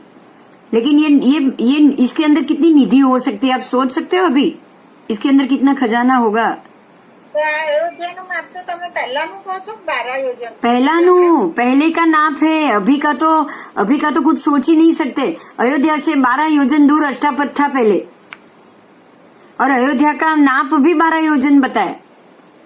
તો આ 12 યોજનની પેટીઓ ત્યાં કેવી રીતે? तो अभी आप ये सोचो, अगर अयोध्या से अष्टापद 12 योजन बताया हो ना, तो अभी आप ये सोचो कि ये पेटी बिल्कुल आपको अयोध्या से लेके आज जो चाइना में अष्टापद बोला गया है ना, वहां तक बड़ी होगी। आप सोच सकते हो इससे भी ज्यादा बड़ी होगी। आप सोच सकते हो कितनी बड़ी होगी? समझ में आया? अयोध्या पूर्व के काल में अगर 12 योजन की थी और अयोध्या से ही ये जो अष्टापद है वो 12 योजन दूर था। आप ये सोच सकते हो कि आज के समय के हिसाब से आप आज अयोध्या से लेके अष्टापद तक के एरिया देखो, इतनी बड़ी एक निधि की पेटी मंजूषा। समझे आप? हाँ, तो अभी सोचो चक्रवर्ती की रुद्धि कैसी होगी और चक्रों की रुद्धि कैसे होगी। जबरदस्त। इसके साथ 2000 2000 दिए एक एक चक्र के साथ आप सोच सकते हो। अभी ऐसी रुद्धि के साथ कोई भी राजा आएगा सामने लड़ने के लिए तो हार ही जाएगा। हार नहीं है उसको हार नहीं है। कोई नहीं जीत पाएगा चक्रवर्ती को, है ना? कोई नहीं जीतेगा। चलो, अभी मैं 9 निधि की बात कर रही हूँ, उसको सुनेंगे। चक्रवर्ती को जिस प्रकार से जैसे 14 रत्न होते हैं ना, बिल्कुल उसी प्रकार से 9 निधान बोले गए। 9 निधि, 9 निधान हम बोलते हैं ना, 9वें निधान शब्द बोलते हैं। गौतम गिरिवर 9वें निधान, गौतम अष्टक को बोलने वाले को 9 निधान प्राप्त होते हैं। आप कभी भी गौतम अष्टक को ध्यान से सुनिएगा। आप गौतम अष्टक को ध्यान से सुनिएगा। गौतम अष्टक बोलने वाले, रोज बोलने वाली व्यक्ति को, रोज सुनने वाली व्यक्ति को 9 निधान प्राप्त होते हैं। अब यहाँ मैं जाऊंगी, ये 9 उसी प्रकार से 9 निधान चक्रवर्ती को 14 रत्न के साथ प्राप्त होते हैं। जो अवसर पे चक्रवर्ती भरत क्षेत्र का विजय पाते पाते गंगा नदी के मुख के पास जब चक्रवर्ती पहुंच जाता है ना, जब गंगा नदी के मुख के पास, जहाँ पे समुद्र और गंगा का संगम होता है, कहाँ पे? जहाँ गंगा और समुद्र का संगम होता है, लवण के कोने तक जब चक्रवर्ती पहुंच जाता है, जीतते जीतते तब वो स्थान पे उसके प्रबल पुण्य के चक्रवर्ती का इतना पुण्य प्रबल है कि उस वक्त देव अधिष्ठित देव संचालित ये 9 निधान वो चक्रवर्ती के पुण्य से आकर्षित होके पाताल मार्ग से होकर चक्रवर्ती की राजधानी में आते हैं। समझे आप? कुछ समझे? जब चक्रवर्ती समुद्र तट पे पहुंचता है तब की बात है, क्योंकि इतनी बड़ी बड़ी पेटी तो समुद्र तक के तट के ऊपर ही आ सकती, किसी नगर में तो रह ही नहीं सकती। तो जब वो तब पहुंचता है तब ये निधि प्रकट होती, चक्रवर्ती का पुण्य ही, और वो पाताल मार्ग से आती है, वो पाताल मार्ग से आती है। એટલે પછી કયા દેવોએ મોકલી હોય તો? अरे वो खुद ही तो देव के अधिष्ठित है। પણ એટલે એ ઉપરથી નથી આવી એટલે નીચેના દેવો? हाँ, नीचे के मतलब भवनपति के। હા, ભવનપતિના ને? वाह, भवनपति के देवों से ही आएगी ना, नीचे से पाताल मार्ग से आई है तो मतलब ये कि ये पाताल मार्ग में ही रहती है, उसका स्थान ही वहीं पे है। जब चक्रवर्ती जीतते हुए नगरों को, प्रदेशों को, 6 खंड को जीतते जीतते जब वो समुद्र के पास पहुंचेगा उसकी जीत यात्रा में, तब ये निधि अपने आप चक्रवर्ती के लिए प्रकट हो जाएगी, और जब तक वो जीतेंगे तब उसके साथ रहेगी। आगे जाएंगे उस वक्त उसको ये प्राप्त होती है। ये 9 निधान बड़ी मंजूषा पेटी के रूप में होते हैं। 9 के 9 पेटी होती है, 9 के 9 निधान की। हर एक मंजूषा 8 योजन ऊंची, 9 योजन चौड़ी तथा 12 योजन लंबी होती है। हर एक मंजूषा के नीचे रथ के पहिए की तरह 8-8 पहिए होते हैं। अगर पहिए नहीं तो इसको उठाएगा कौन? उठाना तो इम्पॉसिबल है। हाँ, वो इम्पॉसिबल है। और 12 योजन लंबी है, 8-8 पहिए हैं। उसके मुख वैडूर्य मणि से आच्छादित है। उसका जो आगे का मुख है ना, वो बिल्कुल मणि रत्न का बना हुआ होता है, और वे सुवर्णमय रत्नों से भरपूर और चक्र, चंद्र, सूर्य के लांछन से युक्त होती। उसके ऊपर लांछन होते हैं कि चंद्र का, शुक्र का, सूर्य का, सूर्य, चंद्र और चक्र, ऐसे ऐसे ऊपर डिजाइन बनाई हुई होती। आगे जाएंगे। चक्रवर्ती जब 6 खंडों को साध्य करके गंगा के पास विजय पाकर आता है, तब गंगा के पास रहे इन निधानों को चक्रवर्ती 8म तप के द्वारा प्राप्त करता है, साधता है। यहाँ चक्रवर्ती को 8म करना पड़ता है, वो 8म करेगा, उसके बाद ये 9 निधि नीचे से ऊपर आके उसके हाथ में आएगी। निधियों के देव शरण में आने के बाद ये देव को भी शरण में आना पड़ता है, क्योंकि चक्रवर्ती इसको जीतता है। शरण में आने के बाद चक्रवर्ती की सेवा में सदा हाजिर रहने के वचन दे देते हैं। फिर चक्रवर्ती जब उनका सत्कार करके अपनी राजधानी की ओर मुड़ता है, तब वे निधियां पाताल मार्ग से परंतु चक्रवर्ती के पीछे पीछे आती है। देखो यहाँ कैसे होता है, ऊपर ऊपर चक्रवर्ती चलेगा अपने सैन्य के साथ, और पाताल मार्ग से नीचे से 9 निधि उसके नगर में पहुंच जाएगी। समझे आप?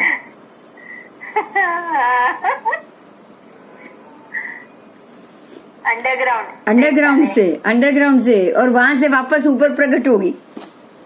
નવનિધિ ટ્રેન એની અંડરગ્રાઉન્ડ ચાલે એટલે हाँ। ઉપર પ્રથમ ઉપર આવી જાય, है ना? मजे की बात है ना। ऊपर तो, ऊपर की जमीन तो कैसी होगी, नीचे तो उन लोगों को सीधी रास्ता ही मिलेगा ना। नीचे जो रत्नप्रभा के जो नगर और सब है, वहां तो उनको सीधा रास्ता ही मिलेगा, वहां से वो तुरंत पहुंच जाएंगे। आगे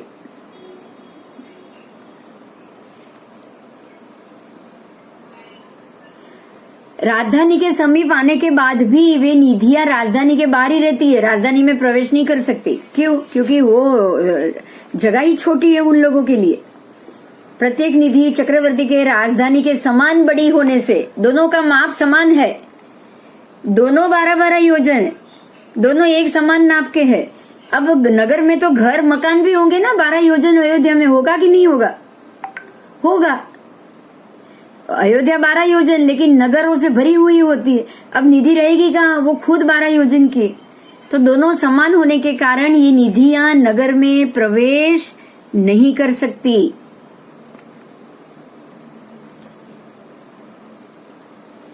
नगर के बाहर ही रहती है, क्योंकि प्रत्येक निधि चक्रवर्ती के राजधानी के समान बड़ी है। इसी तरह चक्रवर्ती की गज, अश्व, रत्न, पदाति ऐसी सेना भी नगर के बाहर ही रहती है। ऐसी सेना भी नगर में प्रवेश नहीं कर सकती। ये नव निधान के जो नैसर्प आदि नाम है, नैसर्प निधि, काल निधि आदि, उस नाम वाले मुख्य नाग कुमार देव के निकाय उस निधान के अधिष्ठायक देव है, जो पल्योपम के आयु वाले होते हैं। देखा, जान लिया, हरेक निधि भवनपति देव उसके अधिष्ठित होते हैं। ये 9 के 9 निधि के अधिष्ठायक देव भवनपति देव निकले, नाग कुमार देव। भवनपति नाग कुमार निकाय के देव इसके अधिष्ठायक होते, जो इसकी रक्षा करते।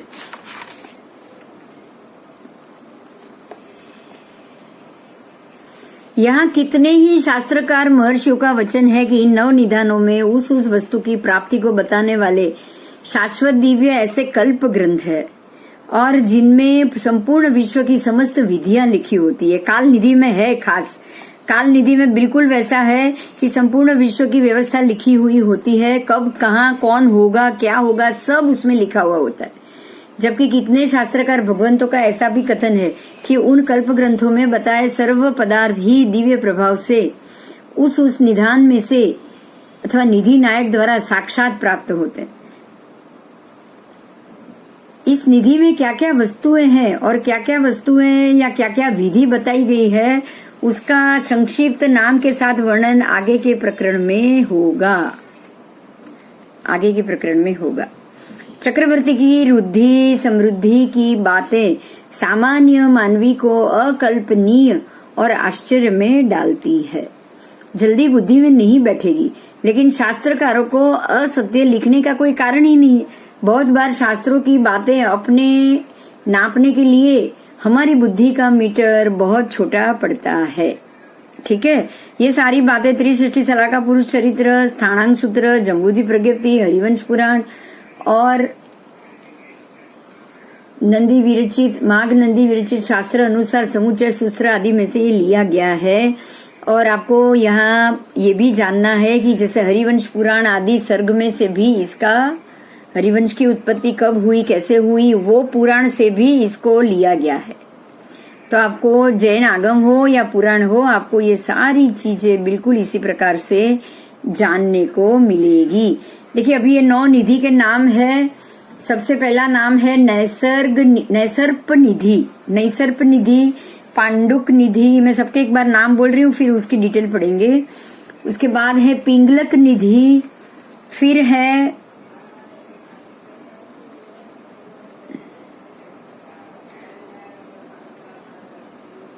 महापद्म निधि और काल निधि। महापद्म निधि, माणवक निधि, महाशंख निधि।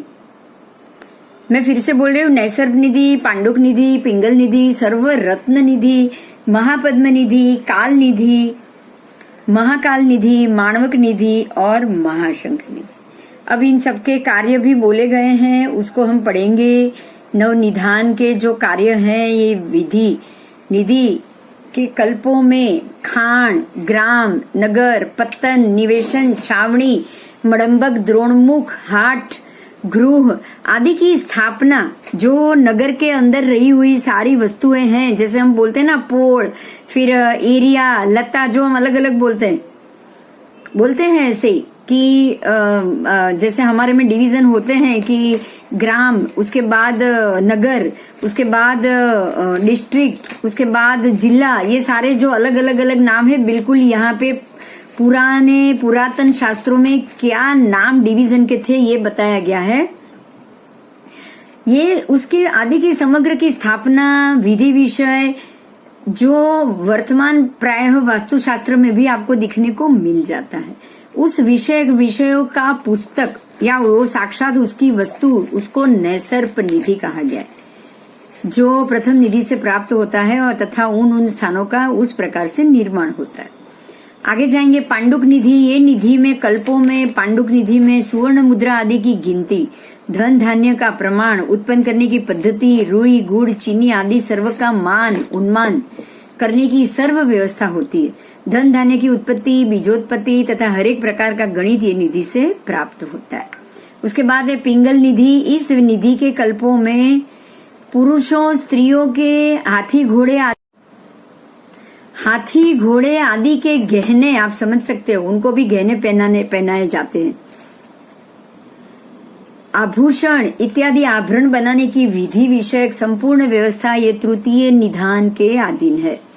चौथा निधान है सर्वरत्न निधि। चक्रवर्ती के 7 एकेंद्रीय रत्न, 7 पंचेंद्रीय रत्न, ये सर्व इस निधि के प्रभाव से उत्पन्न होते हैं। इस निधान के प्रभाव से 14 रत्न बहुत कांतिमय होते हैं, इसी लोक मान्यता शास्त्र में बताई गई है। महापद्म निधि सर्व प्रकार के वस्त्रादि की उत्पत्ति, रंगने की, धोने की संपूर्ण व्यवस्था और उसका ज्ञान।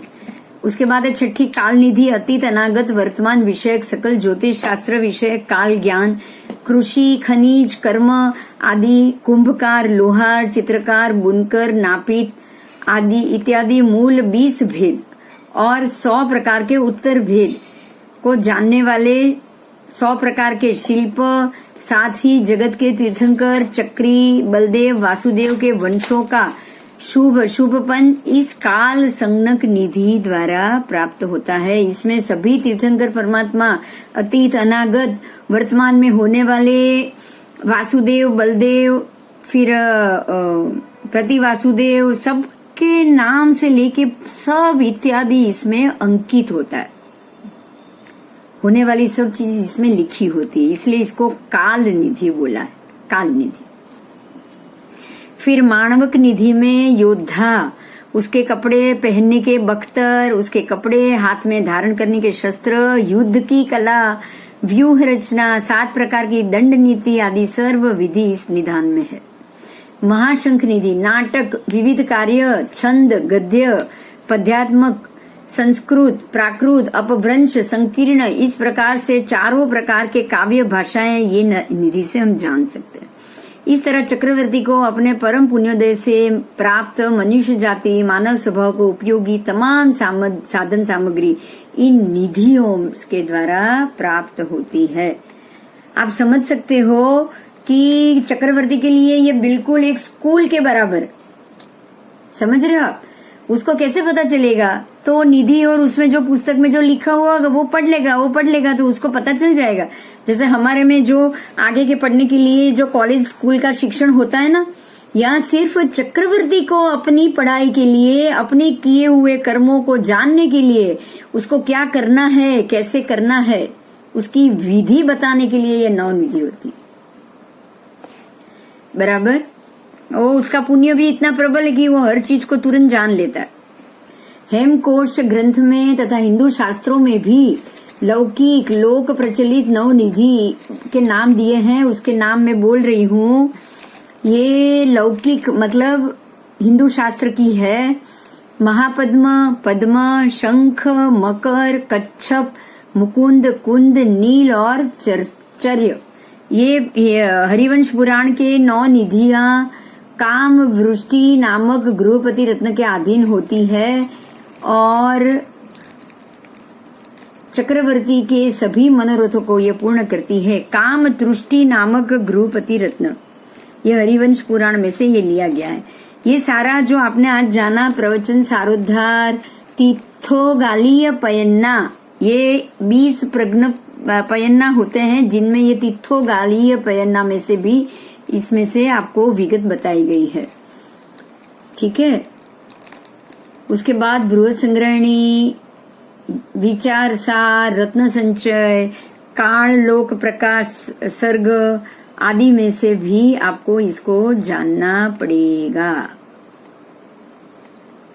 ठीक है। तो ये हुआ आपके लिए 9 निधि को जानना और उसके कार्यक्षेत्र को समझना।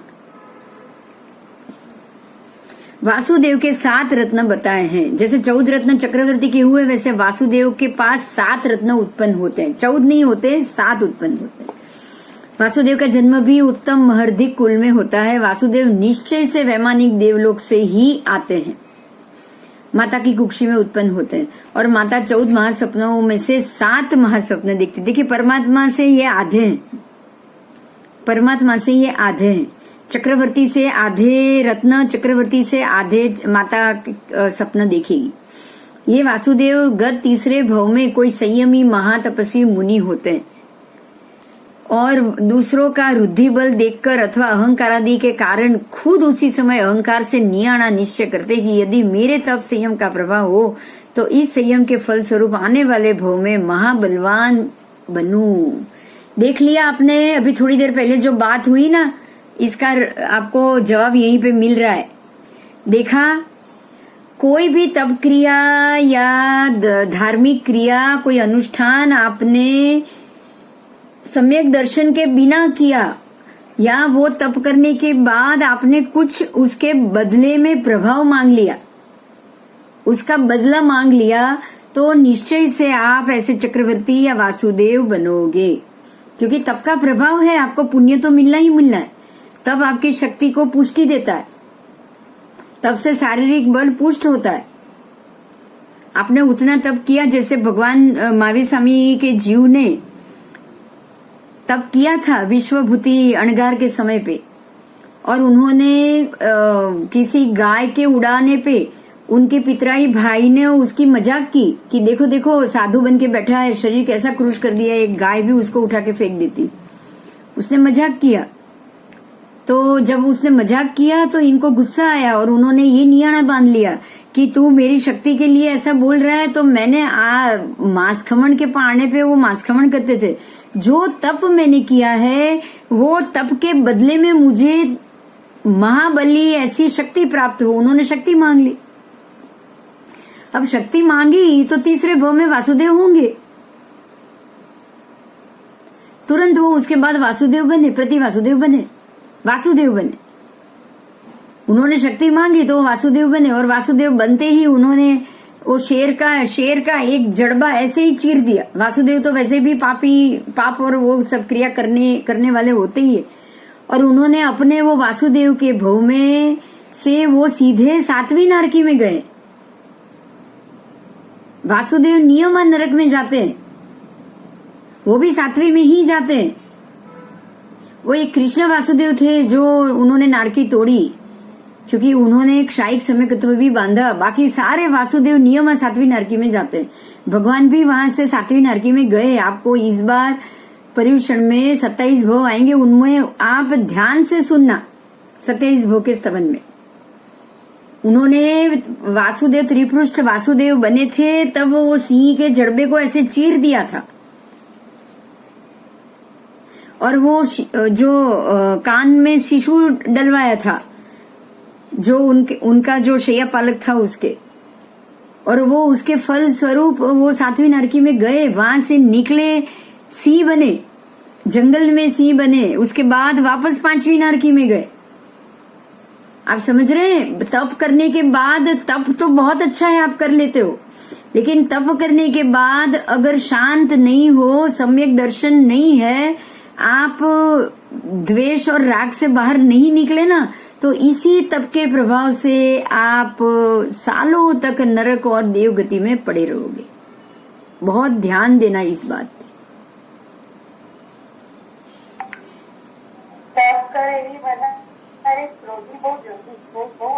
अब तप करोगे क्रोध आएगा, मतलब यही हो गया, आप में सम्यक दर्शन है ही नहीं, सम्यक दर्शन नहीं है। अब सम्यक दर्शन ही तप करे ऐसे तो बहुत से कम लोग होंगे ना। बहुत कम होते हैं। हाँ तप करते हैं। हाँ, इसीलिए बहुत ध्यान से हर क्रिया होनी चाहिए। अब आपकी क्रिया बहुत ध्यान से होनी चाहिए। पुण्य बंद कराए ऐसी क्रिया हमको नहीं करनी। सिर्फ पुण्य बंद, सिर्फ कोई भी क्रिया से पुण्य बंद होना ही है, लेकिन सिर्फ पुण्य बंद कराए ऐसी नहीं। वितराग दशा लाए ऐसी क्रिया का पुण्य बंद हो, वो बहुत अच्छा है। वितराग दशा तो आनी ही आनी चाहिए, बस। समझे? हमारे किसी भी क्रिया का आपको नियाणा में फल, और वो भी अशुभ फल नहीं बांधना है। नियाणे में शक्ति तो मांगनी ही नहीं है। शुभ कार्य मांगो, आप नियाणा बांधो, चलेगा। नियाणा ऐसा बांधो, देखो एक मैं नियाणा बोल रही हूँ आपको, अगर कुछ ऐसा हो ना तो ये नियाणा जरूर बांधो कि भगवान, अगर मैंने 8,88,888 नौकार की मैंने बाधा ली है, और मैं ये नियाणा बांधती हूँ कि अगर ये जन्म में पूरा नहीं हुआ तो अगले जन्म में मैं जरूर पूरा करूंगी। ये नियाणा आप बांध सकते हो। तो फायदा ही मिलेगा ना। इसका फायदा मिलेगा, अगर मैं ये जन्म में दीक्षा नहीं ले पाई तो अगले जन्म में मुझे चारित्र चाहिए ही चाहिए। मिलेगा। भगवान करे मेरी सारी शुभ क्रिया का ये नियाणा फल मिले, मुझे ये फल मिले, मुझे ये जन्म में नहीं मिल पाया, अगले जन्म में मुझे चारित्र जरूर चाहिए। आप ऐसा नियाणा बांधो।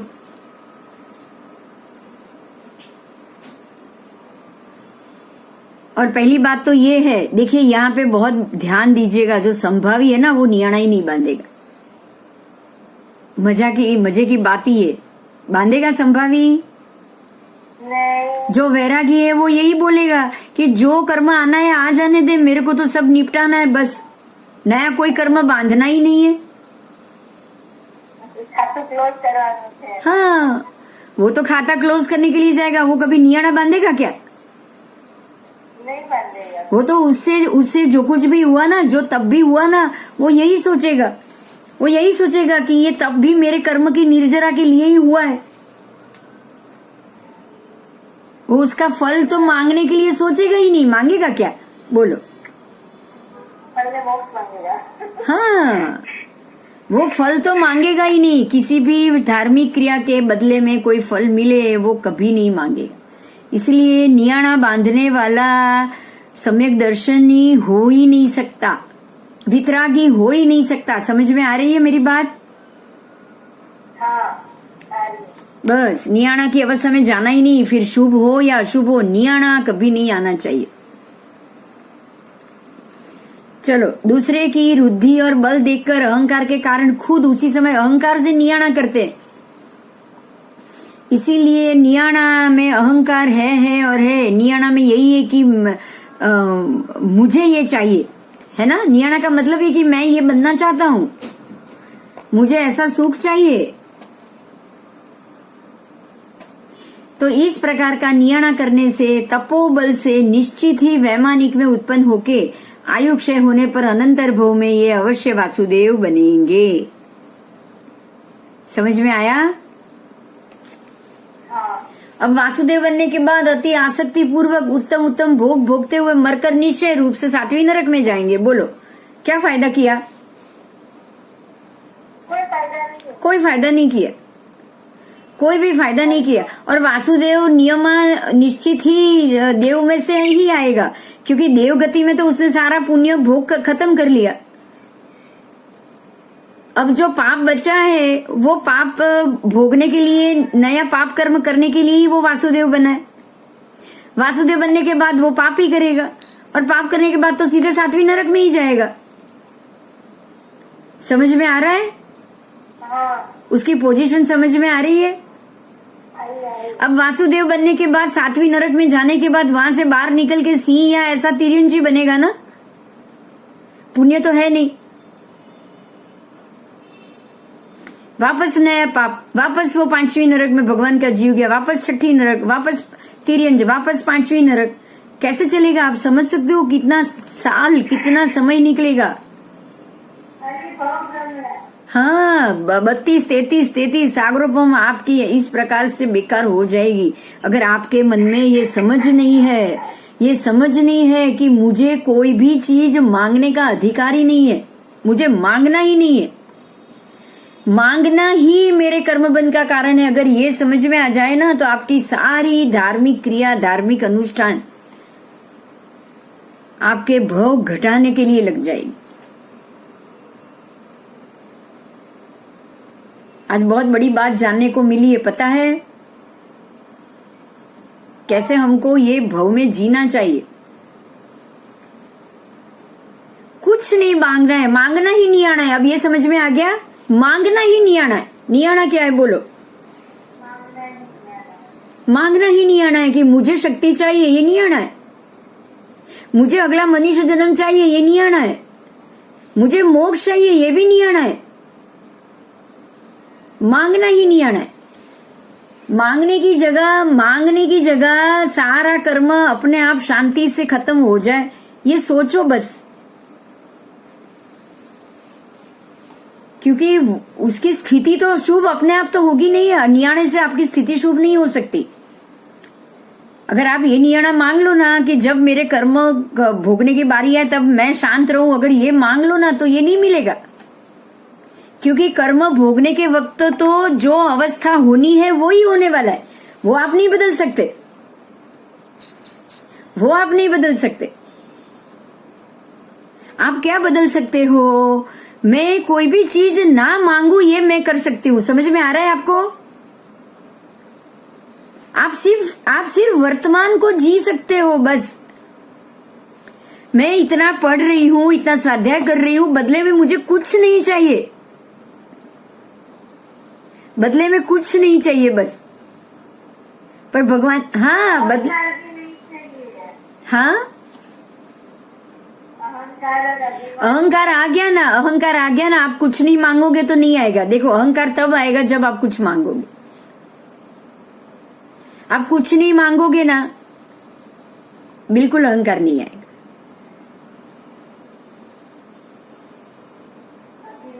अहंकार तब आएगा कि मैंने इतना किया है ना, मैंने किया ना तो मुझे फल मिलना चाहिए, तो अहंकार आ गया। आप जब फल मांगोगे तब आप ये बोलोगे ये मैंने किया है, मुझे फल चाहिए।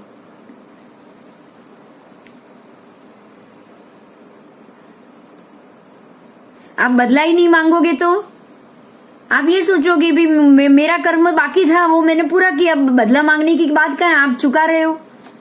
जब चुका रहा है, जब कोई इंसान अपना करत चुका रहे, वो कुछ मांगने आएगा नहीं।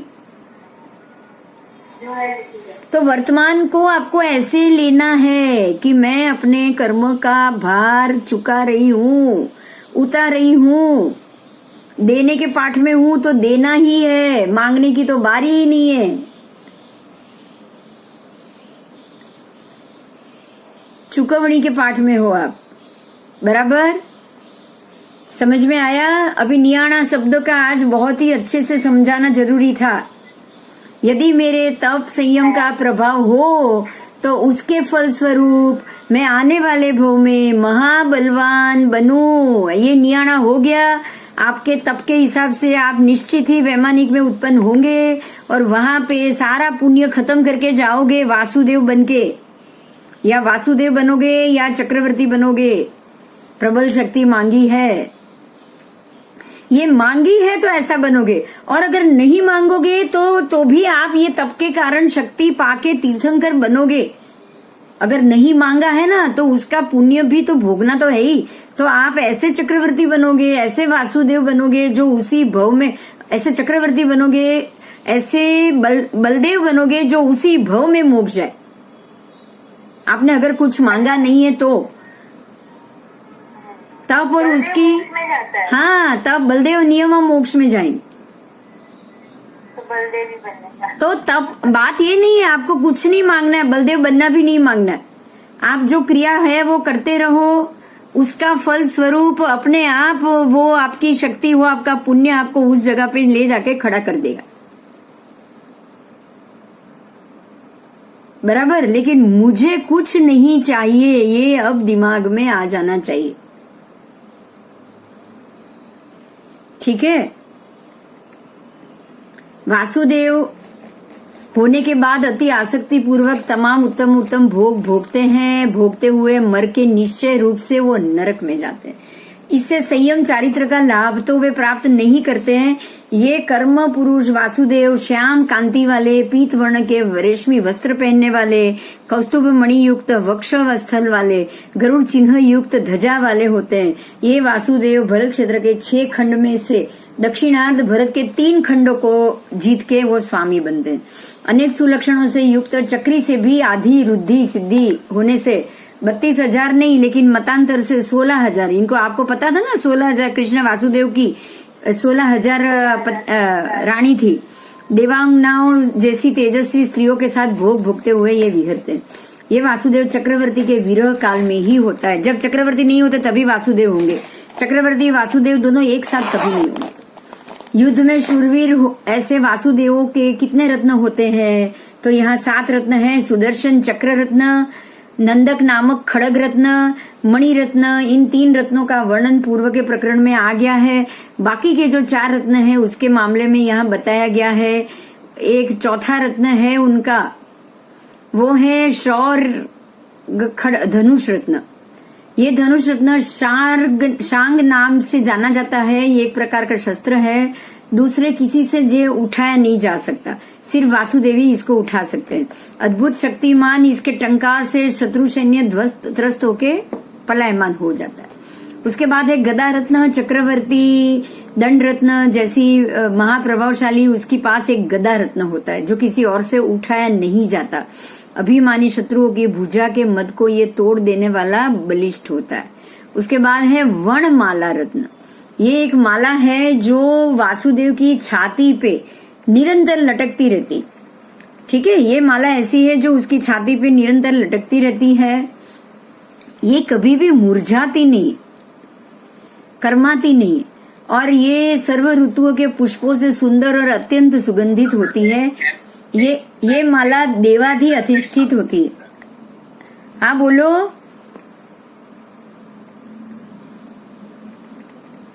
ये माला देवाधि अधिष्ठित होती है। उसके बाद है शंख रत्न। पंचजन्य शंख रत्न को वासुदेव के सिवा या तीर्थंकर के सिवा अन्य कोई भी दूसरा नहीं बजा सकता। उसकी आवाज होते ही शत्रु सेना भयभीत होकर भाग जाती है। इस शंख की आवाज 12 योजन तक सुनाई देती है।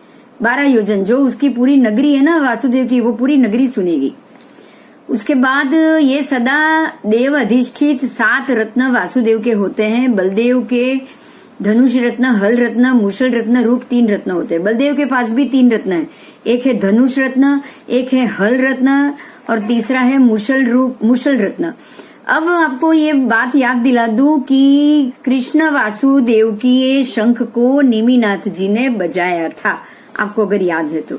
बराबर, हमारे जो नेमिनाथ चरित्र है ना उसमें ये बात आती। वासुदेव का शंख और कोई बजा नहीं सकता है, लेकिन तीर्थंकर परमात्मा जरूर बजा सकते हैं, क्योंकि वासुदेव से तो दुगनी ताकत उनके अंदर होती है ना। तो आपका इस प्रकार से ये जो शास्त्र है वो समाप्त हुआ, जो सामुद्रिक रूप से हमें उनके लक्षण, चक्रवर्ती के लक्षण, वासुदेव के लक्षण, उनके रत्न, उनके देव अधिष्ठित सेना और ये सब के बारे में हमने आज जाना। ऐसा मैं समझती हूँ आपको ये अच्छी और नई चीज मिली होगी जो जानने के लिए, है ना। तो आज जैसे हम मानते हैं ना, जैसे कि अमेरिका, रशिया, उनमें से कौन ज्यादा पावरफुल है, किसके पास पावरफुल अस्त्र शस्त्र है, बिल्कुल इसी प्रकार से जब ये आज के जमाने में नहीं, लेकिन जब चक्रवर्ती और तीर्थंकर होते हैं ना, जब पायदल सैन्य ही ज्यादा जाता है ना, तब इनके पास ऐसे, जिनके पास ये 14 रत्न हो जाए ना, मिल जाए ना, वो सबसे बलवान राजा बन जाता है। और ये राजा के, ठीक है, और वो उनके पुण्य से उत्पन्न होते हैं। ये सब आपने आज सब जान लिया, तो अभी समाप्त करें। कोई प्रश्न है तो पूछ लो, कोई प्रश्न है तो जरूर पूछ लो, आप पूछ सकते हो। आज के चैप्टर का कोई प्रश्न है तो जरूर पूछ सकते हो। बहुत अच्छे से समझा दिया। बस अच्छे से आपने जान लिया, समझना बहुत जरूरी है। शास्त्र पाठ है, हमारा पूर्व का इतिहास है। आगे कभी न कभी कहीं न कहीं हमें अपने आगामी भव में अगर कहीं ये कहीं मिल जाए तो आपके पास ये ज्ञान होना बहुत जरूरी है ना। यस। उत्तम और लाक्षणिक स्त्री बनना सबको अच्छा लगता है। मैं ये सोच सकती हूँ मैं अत्यंत स्वरूपवान बनूं, लेकिन मैं स्त्री रत्न बनूं ऐसा मैं कभी नहीं सोचूंगी, अगर मैंने ये जान लिया है तो। जान लिया तभी वो एक्सपेक्ट। यस, है ना। ठीक है, तो अभी बंद करें, 8:45 हो चुका है। प्रणाम। अभी सोमवार को मिलेंगे, 2 दिन एंजॉय करो, सोमवार को मिलेंगे, ठीक है। आज कौन सा वार हुआ? अरे सोमवार आज ही हुआ है। हाँ, वेडनेसडे और फ्राइडे। हाँ अभी बुधवार को मिले, मुझे लगा आज शुक्रवार है। ठीक है चलो बहुत अच्छा, अभी हम बुधवार को मिलेंगे। अच्छा मैं ये पूछना चाहती थी, पर्यूषण में किस प्रकार की व्यवस्था करेंगे, क्योंकि बिजी होंगे, शाम का तो समय हम कर नहीं पाएंगे पर्यूषण में। तो आपको ये चालू रखना है या मैं बंद करूं या फिर दोपहर को ले लूं? अगर हम लोग ही 6 लोग आते हैं रोज तो ये हमारा ही विषय है, हमको क्या करना है बोलो। बपोरना भावे तो बपोरना लो, अदरवाइज पर्यूषण करते। ले सकते हैं 2 बजे के बाद, दोपहर में 2 से 4 हम ले लें, क्योंकि क्या है कि मेरे को इसमें बंद करके आपको लिंक तोड़नी नहीं है। आप समझ रहे हो मैं क्या कह रही? आफ्टरनून चलते।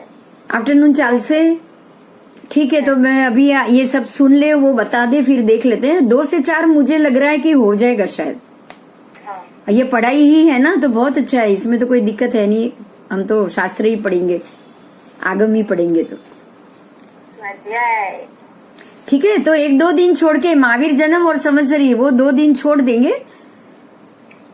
वो 2 दिन छोड़ देंगे। उसमें भी वैसे भी हमारे हफ्ते में 3 दिन ही आएगा, पूरा तो आएगा नहीं। नहीं आएगा। तो अपने वार के हिसाब से जो 3 दिन है, उस दिन हम 2-2 घंटा बीच में दोपहर में 1.5 घंटा समझ के हम ले लेंगे, 2 बजे से लेके बराबर। तो 3:30-4 बजे छुट्टी। फिर क्या है, कुछ करना है या कुछ करना है वो भी आप कर पाओ। फिर भी अगर सब लोग में से लगेगी दिक्कत है तो नहीं करेंगे, लेकिन 4-5 लोग अगर रेडी हो गए तो जरूर करेंगे। आपकी लिंक नहीं टूटनी चाहिए बराबर। यस। हाँ ठीक है। फिर कहीं बारगांव या कुछ जाना हो गया तो बिल्कुल टूट जाए, उससे तो बेटर है कि हम तोड़े ना। नहीं तो कंटिन्यू।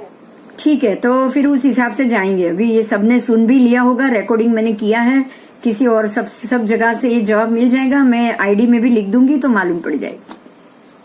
ओके ओके चलो, जय जिनेन्द्र। जय जिनेन्द्र। जय जिनेन्द्र, जय जय। अभी बुधवार को मिलेंगे, परसों।